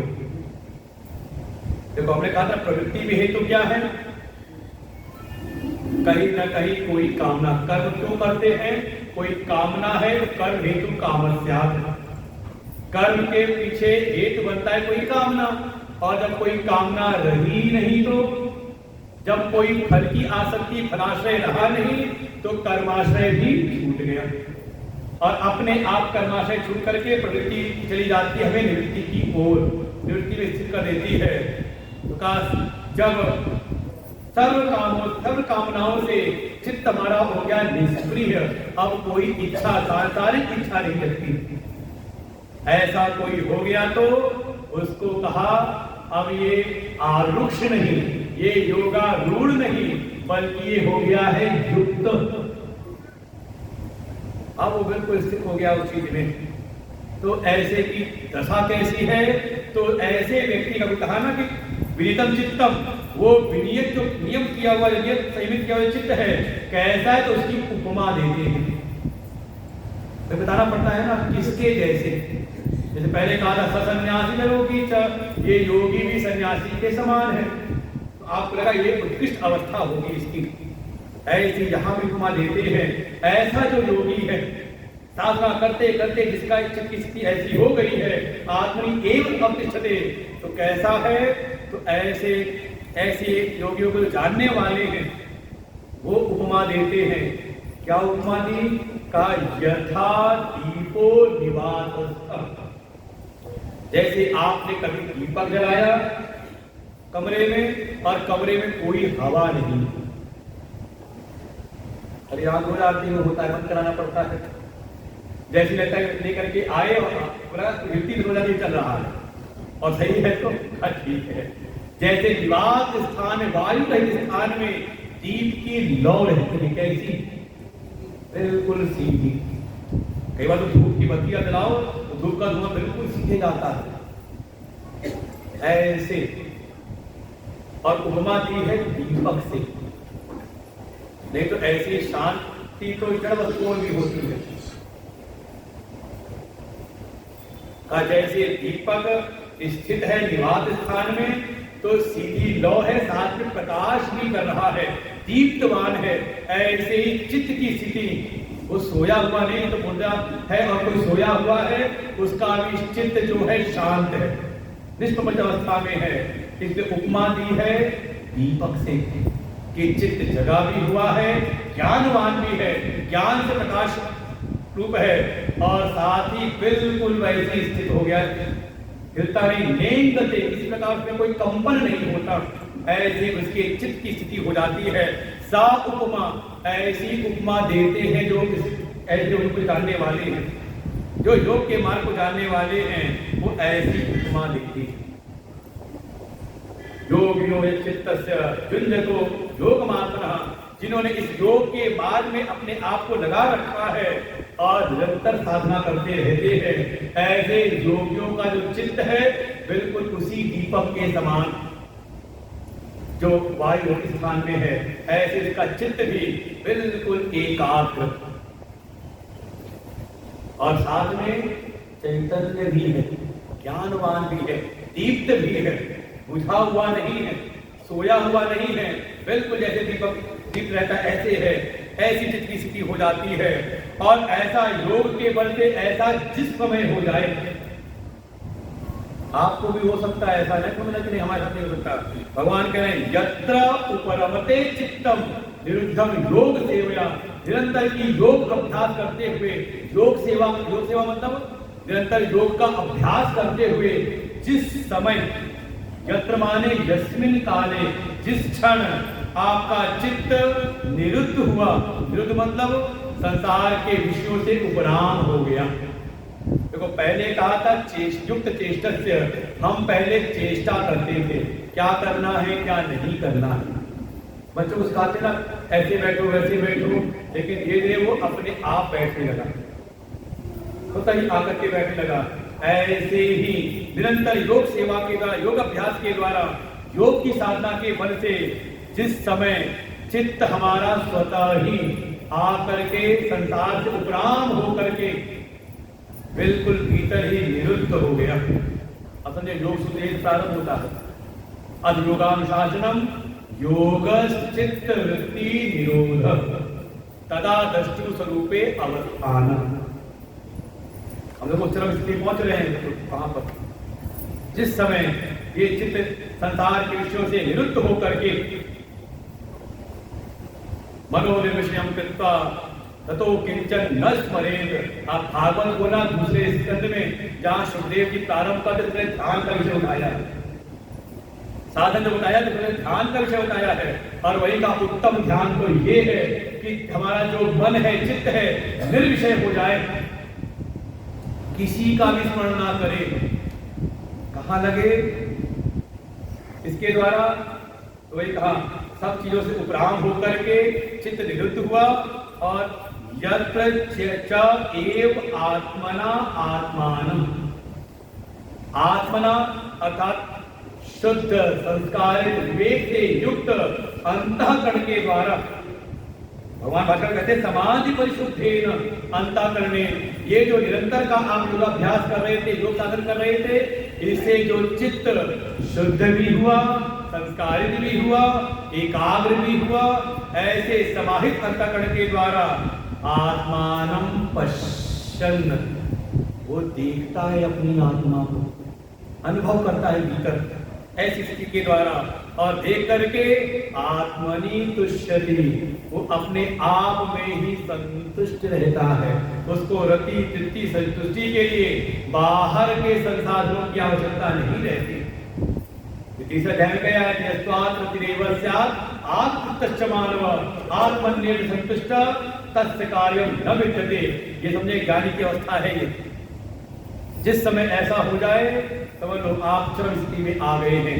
नहीं आए हैं तो चित्त बार बार भटक रहा है, तो आपको क्रमशः उस विधि का पालन करना अनिवार्य है, करना ही पड़ेगा। कर्म कांड उच्यते। और तो और परिणाम क्या होगा, कहाँ ले जाएंगे? देखो ये हम गए थे अपने स्वरूप में, तो तृप्ति मिली, संतुष्टि हो गई अपने आप में ही, तो मिला क्या? तो कहा सुखम आत्यंतिकम, आत्यंतिक सुख की प्राप्ति। पहचान क्या है? आत्यंतिक सुख कैसा है? तो हमने समझाया था, अति अंतर, जिसमें किसी प्रकार कोई अंत ना हो। शांति परमाम, जो शांति परम शांति में जाकर निर्वाण की शांति में आते, ऐसी जो सुख है वो परम सुख, अर्थात स्वरूप भूत जो सुख है, आनंद है, अपना स्वरूप भूत जो सहज सुख है, उसकी अनुभूति कैसी है? तो भाई कहा वो ऐसा है कि वो यद तद, जो ऐसा है वो बुद्धि ग्राह्य, केवल बुद्धि के द्वारा ग्राह्य हो सकता है। अतीन्द्रियम, वो इंद्रियों द्वारा ग्रहण नहीं किया जा सकता। तुम हो एक अगोचर सबके प्राणपति। हे प्रभु, आपका जो परम स्वरूप है वो अगोचर है, इंद्रियों के द्वारा गोचर नहीं हो सकता। अर्थात वो विषय जनित नहीं है, विषय निरपेक्ष है। ऐसा कोई सुख जिसका आश्रय बाहर कोई ना हो, कुछ बाहर ना हो, लेकिन भीतर अपने आप में शांति है, शांति है, आनंद है। समझ ले वो अपने स्वरूप भूत शांति आनंद है, बुद्धि के द्वारा ग्राह्य है। ये भी बड़ा विचित्र विषय है। कहीं कहेंगे बुद्धिमन की पहुंच वहां तक नहीं है, और कहेंगे कि उसके द्वारा मनसा एवं आप्तव्यम, हमारे विष्णु में श्रुतियों में आएगा ऐसा। तात्पर्य ये है कि बुद्धि की वृत्तियां उसको व्याप्त करने जाती हैं, उसकी वृत्ति व्याप्ति होती है, लेकिन फल व्याप्ति नहीं होती। इसको समझना है तो आओ हमारे गुरु जी की शरण में, मुझे छोड़नी पड़ेगी ना, क्योंकि इसको समझाने के लिए कम से कम आधा एक घंटा चाहिए। हमारे गुरु अच्छा समझाते हैं, कोई आता है जल्दी समझा देते हैं, 10 मिनट में पूछोगे, कभी आनंद से पूछता गुरु जी ये वृत्ति व्याप्ति फल व्याप्ति क्या होगी, समझाएंगे अच्छे से। अर्थात इंद्रिय पकड़ना, बुद्धि पकड़ना तो चाह, अनुभव तो हो रहा है, लेकिन वो कैसा है? कहा सर्वव्यापक है, निराकार है, तो व्यापे कैसे उसको? भाई कोई छोटी सी वस्तु है तो हमारी वृत्ति गई, तो व्याप्त ली उसने, और फिर में ज्ञान हुआ कि हाँ ये हाथ है। भाई पहले वृत्ति व्याप्ति होती, फिर उसी की फल व्याप्ति बुद्धि में होती है। यही टेलीविजन का काम है, वो जाकर के पहले वहां व्याप्ति है और तुम्हें फल व्याप्ति आपकी टीवी पर आती है। पूरा ये साइंस है इसमें भी। अतीन्द्रिय, केवल बुद्धि ग्राह्य है, बुद्धि व्याप्त करती है, उसको अनुभव तो होता है बुद्धि के द्वारा। जिस समय वेति यत्र, जिस काल में उसको जान लेता है, अनुभव कर लेता है, स्थित चलती न, फिर वो अपनी उस चरम स्थिति से कभी डावाडोल नहीं होता, वो अपने तत्व में ही स्थित हो जाता है। और तो अब इसकी अनुभूति कैसी होती है? यम लब्ध्वा च परम लाभम, मन्यन्ते नाधिकं ततः, यस्मिन् स्थितो न दुःखेन, गुरुणापि विचाल्यते, तं विद्यात् दुःखसंयोग, योगम योग संगीतम योगं योगसंज्ञितम् सनिश्चयेन योक्तव्यो निश्चयेन योक्तव्यो योगो निर्विण्ण चेतसा। योगो निर्विण्णचेतसा। वो जब आत्मिक सुख की प्राप्ति हुई, अर्थात ऐसा सुख जो स्वाधीन है, किसी के पराधीन नहीं, जो सहज है, जिसमें तीव्रता भी है। अच्छा, सुख बुझा बुझा मिले तो, लेकिन जब मिलता है ना, वो उसकी तीव्रता का अनुभव होता है। कहते स्वीकरते त्रैलोक सुपासी, वो आनंद सिंधु एक प्रकार से है। अनुभूति हुई तो उसमें तीव्रता भी है, आयास प्रयास से रहित है। जिसमें आयास प्रयास करें तो मिलेगा तो छूटेगा भी। जब हमने सारे प्रयास छोड़े, सारे आयास छोड़े, तो उसकी अनुभूति हुई बिना कुछ किए। थोड़ी चेतनता भी है, चिन्मयता भी है और स्थिरता है। ऐसी स्थिति मिल गई तो यम लब्ध्वा, जो पाने वाला उसको लगता है ये मिल गया तो ना अपरम लाभम, इससे बढ़ करके दूसरा कुछ लाभ है ही नहीं, इससे बढ़कर कोई आनंद है ही नहीं। इसके सामने सारे के सारे रस फीके हैं। एक बार राम रस बन जाए तो, और राम रस भंडारे वाला राम रस नहीं कि आपको अच्छा नमक का रस है, कहा वो नहीं, राम का जो रस है वो लग जाए तो फिर ये षड रस सब फीके पड़ जाते हैं। नाधिकम मन्नते ततः, उससे बढ़कर के उसकी स्थिति क्या हुई, इससे बढ़कर के अब कोई ऐसा रस है नहीं, कोई उपलब्धि ऐसी है नहीं। और जिसमें यस्मिन् स्थितो ही, जिसमें स्थित हो गए तो गुरुणापि दुखेन न विचार्यते, उसके जीवन में बड़े से बड़ा दुख भी आ जाए, यहाँ तक कि शरीर पे भी कोई कष्ट आ जाए।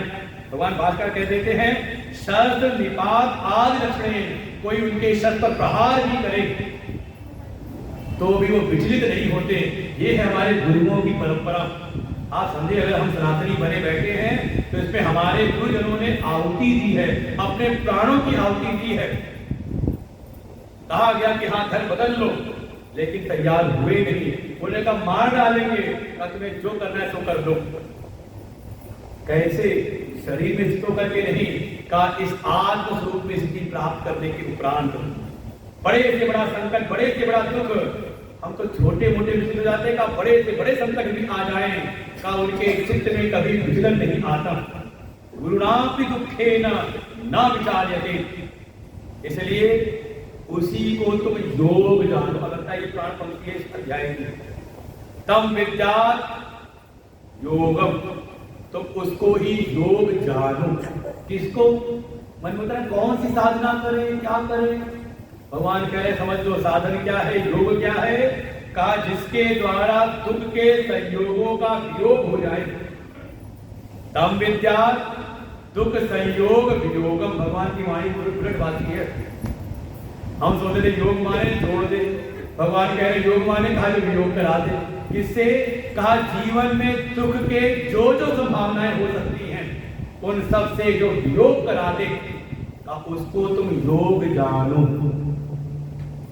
बनना कोई बात की नहीं, दुनिया में कुछ कर दो, ये कुछ संसार के जाने वाले हैं नहीं। ये जो भगवान की बताई जो विद्या है, इसको इस साधन को करोगे तो स्थिति को प्राप्त होगे। बड़े बड़े संकट भी आते हैं, जीवन में विचलन नहीं आता। इस योग को ही तुम योग जानो, क्योंकि जीवन के हर प्रकार के दुखों से, चाहे अधिभौतिक हो, चाहे अधिदैविक हो, चाहे आध्यात्मिक हो, ना बाहर जगत से, ना दैवी जगत से, और ना ही अपने अंतर जगत से किसी प्रकार के दुखों का से सहयोग होता नहीं।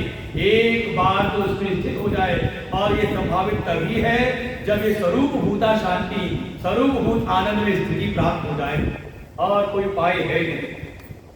इसलिए अब भगवान कह रहे हैं मान लेना बात भगवान की, मानोगे कि नहीं मानोगे?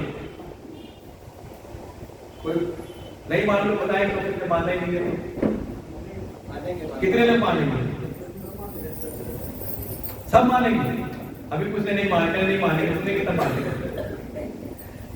हम जाके कोई दुकान वाला गारंटी देता है तो उसकी बात करो, हाँ हाँ ठीक है। तो भगवान कुछ कह रहे हैं, इसलिए सनिश्चयेन योक्तव्यो, जब तुमने इस योग की महिमा को जान लिया तो कम से कम संकल्प लो कि ऐसा फल देने वाला, कैसा फल, समस्त दुखों से योग करा देने वाला, फल करा देने वाला जो योग है उसको निश्चय करके अपने जीवन में धारण करो।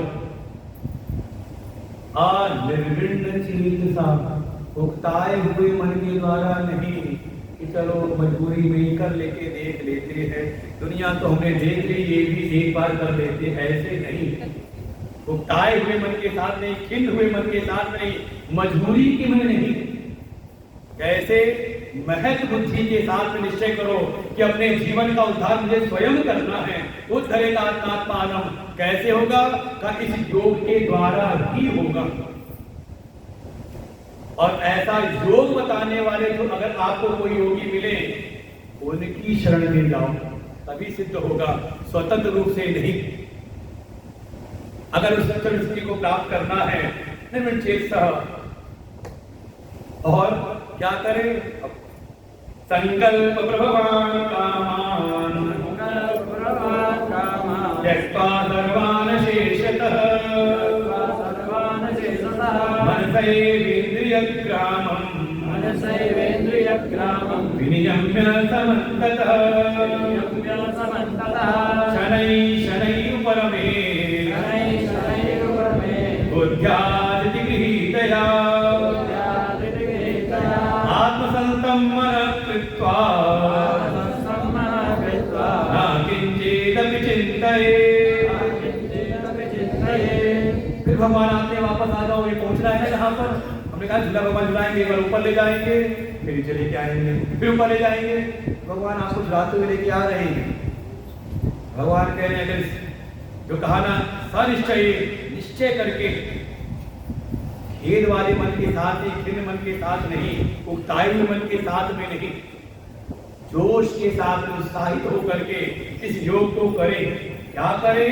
कहा सबसे पहले संकल्प प्रभवान कामान, जो ये मन के भीतर सांसारिक कामनाएं हैं, किससे उत्पन्न होती हैं? काम जानामि ते मूलम संकल्पात् किल जाय।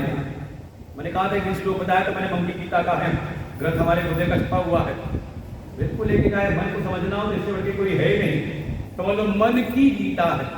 हमने कहा था ऋषि का नाम है महाभारत में मंकी ऋषि है, उनके द्वारा इसको ऐसे मान लो कि अपने मन को समझना है तो मन की गीता सुनो ना। जैसे प्रधानमंत्री जी हमारे कहते हैं मन की बात, ऐसे ही मन की गीता, मन के रहते समझना है तो मन की गीता जरूर लेके जाए। और श्रीमद् भगवत, कम से कम इतना तो अनुभव हो रहा होगा कि बहुत अध्याय सुने, लेकिन छठा अध्याय अपने जीवन के लिए, अपने परिवार वालों के जीवन के लिए भी अच्छा है कि नहीं? नहीं अच्छा है? बहुत सारे कह रहे हैं बिल्कुल सुनने आ गए, मुन्ना भैया ने बुला रखा है तो आ गए हैं, बाकी आप सुना लो जितना सुनाना। कैसे उगता है निर्विण्ण चेत सा, नहीं अच्छा है?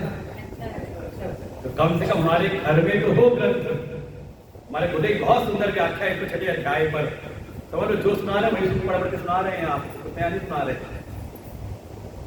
ऐसा भगवान ने कहा है। क्या करें? संकल्प से उत्पन्न होने वाली जितनी भी कामनाएं हैं, अगर संकल्प भी हो तो भगवत संकल्प रखे चित्त में, सबका त्याग करके, त्यक्त्वा, थोड़ी तो रख सकते हैं ना हल्की फुल्की, कह रहे नहीं सर्वान कामान त्यक्त्वा, कहीं हल्का सा लेश रह जाए तो काम चल जाएगा, कहीं अशेष बिल्कुल कुछ नहीं रखना है। और प्रमाण हमारे प्रहलाद जी ने, जब प्रहलाद जी के सामने जब नरसिंह भगवान ने कहते वरम ब्रूहि, वरदान मांगो, वरदान मांगो, प्रहलाद जी बार बार अपने चित्त में देखते हैं मैंने किसी कामना के वशीभूत होकर भगवान का अर्पण नहीं किया था, तो ये नहीं कहते कि मुझे कुछ नहीं चाहिए। मन में आता है कि परमात्मा बार बार कह रहे मांग लो, हो सकता है मेरे चेतन मन में कोई इच्छा कामना ना हो, लेकिन भगवान अंतर्यामी है, वो तो अवचेतन मन की भी जानते हैं। हो सकता है कोई कामना लेश रह गया हो, कोई संस्कार लेश रह गए हो, प्रहलाद जी कहते हे प्रभु देना ही है तो ये कृपा करिए, कामा नाम हृदय, मेरे अगर अवचेतन मन में भी कोई कामना शेष रह गई हो तो आप समस्त कामनाओं को मिटा दीजिए। ये है भक्तराज प्रहलाद। सर्वान अशेषतः सभी कामनाओं को, और फिर मनता एव इंद्रिय ग्रामम विनियम्य समन्ततः। एक क्रम बता दिया, सबको सारे बता रहे सबका, कि जो ये साधना के द्वारा, सत्संग के द्वारा संस्कारिक विवेक से युक्त मन है, उस मन के द्वारा अपनी इंद्रियों के ग्राम को, इंद्रियों के समूह को, 5 ज्ञान की, 5 कर्म की, इनको तुम विनियम्य अच्छी प्रकार से बिल्कुल नियम में करो। कब तक? समन्ततः, जब तक इस साधना में सिद्धि ना हो जाए, करते रहना है। कब तक गीता सुननी है? कब तक? 1 तारीख तक। जब तक ये अज्ञान रूपी जो वो है, जब तक ये नष्ट ना हो जाए, जब तक हमें सिद्धि की प्राप्ति ना हो जाए, तब तक करते रहे। तो बहुत अधीरता से कर ले तो कहा नहीं, शनै शनै, धीरे धीरे, उपरमेत, अपने आप को थोड़ा हम संसार से धीरे धीरे उपराम होते रहे। कैसे? बुद्धि के द्वारा, बुद्धि के बल पर। और बुद्धि कैसी हो? धृति गृहीतया, धैर्य के साथ। अरे हमारे जनरल जो थे विधायक, उन्होंने बड़ी बात को पकड़ा था, और महाराज जी ने कही थी बात को, इसको कोट किया था कि धैर्य से युक्त होकर के ज्यादा अधीर मत बने, लगे हैं धीरे धीरे चलते चलते एक दिन पहुंच जाएंगे। ऐसे करते रहे। और करना क्या है? आत्मसंस्थम मन कृत्वा, अपने आत्मा में ही मन को स्थित करके, ना चिंतित, किसी और का चिंतन ना करे। मनोनिश्चयं कृत्वा न किंचित स्मरेत। तो भागवत जी जाता है, दूसरे स्कंद में आप देखिए, सूर्य में जाता है, बार इसका अभ्यास करते रहे तो ये मन भी भागता रहता है। तो एक श्लोक और पढ़ लो, यतो यतो निश्चरति, यतो यतो निश्चरति, मनश्चञ्चलमस्थिरं, मनश्चञ्चलमस्थिरं, ततस्ततो नियम्यैत, ततस्ततो नियम्यैत, आत्मन्येव वशं नयेत्, आत्मन्येव वशं नयेत्, प्रशान्तमनसं येनं, शान्तमनसं येनं, योगिनं सुखमुत्तमम्, योगिनं सुखमुत्तमम्, उपैति शान्तरजसम्, उपैति शान्तरजसम्, ब्रह्मभूतमकल्मषम्, ब्रह्मभूतमकल्मषम्, युञ्जन्नेवं सदात्मानं, यजदेवं सदात्मानं, योगी विगतकल्मषः, योगी विगतकल्मषः, सुखेन ब्रह्म संस्पर्शम्, सुखेन ब्रह्म संस्पर्शम्, अत्यन्तं सुखमश्नुते। अत्यन्तं सुखमश्नुते। ये श्लोक ऐसे भी अगर तो घंटों घंटों व्याख्यान करे समाप्त ना हो पाए। करना तो चाहते हैं, जब बैठते हैं तो ये मन बार बार भागता है। तो भगवान कहते हैं यतः यतो निश्चरति, ये जो मन का स्वभाव है, मनश्चंचलम अस्थिरम, ये मन का स्वभाव है, ये चंचल है, एक पर स्थिर होता नहीं, बार बार किसी न किसी विषय को लेके भाग जाता है। और भगवान कहता है मोबाइल ना भी जा रहा तो मोबाइल लेके चला जाता है। तो जहां जहां यतः यतः मनश्चंचलम, चंचलम अस्थिरम मनः निश्चरति, ये चंचल अस्थिर मन जिस विषय को आधार बना करके बाहर जा रहा है, ततः ततः नियम एतत्, वहां वहां इसको संयमित करो। ये उदाहरण तो आपके घर का है, बच्चा भागता है, भैया पकड़ के लाठी कर बैठे पर। स्कूल में अध्यापक छोटे बच्चे की बात है, वो बार बार भागेगा, उसको बैठा के करते रहते हैं। ऐसे इस मन को भी करना है, बच्चे के समान ही जहां जहां जाए वहीं पर उसको नियम में करें और आधार बनाए प्रतिपक्ष भावना। ये जो आपके भीतर विश्व में शोभन बुद्धि है, थोड़ा उसके दुर्गुणों का भी विचार कर ले। जहां राग हो वहां कोई ना कोई दोष देख ले, और जहां कहीं द्वेष शिकार जा रहा है वहां कोई अच्छाई देख ले। आप इसे कहते हैं प्रतिपक्ष भावना। ऐसे नियम करके आत्मनि एव, अपनी आत्मा में ही वशम नयेत, वश करके, वशीभूत करके लगाए रखे। परिणाम क्या? परिणाम मिलेगा देखो, फिर नीचे आए थे, फिर ऊपर ले जा रहे हैं। क्या मिलेगा? प्रशांत मनसं हीनम योगिनम सुखम उत्तमम। ऐसे प्रशांत मन वाले योगी को उत्तम सुख मिलेगा। उत्तम मतलब उत्तम के ऊपर कुछ नहीं होता, कहते हैं अच्छा, बेहतर और उत्तम, सुपरलेटिव हो गया ना। उत्तम से बड़ा भी कुछ मिलेगा। उत्तम सुख कैसा है उसके तो ऊपर आएगा, मिलेगा उसको कैसे, उपैति, कैसे कहा,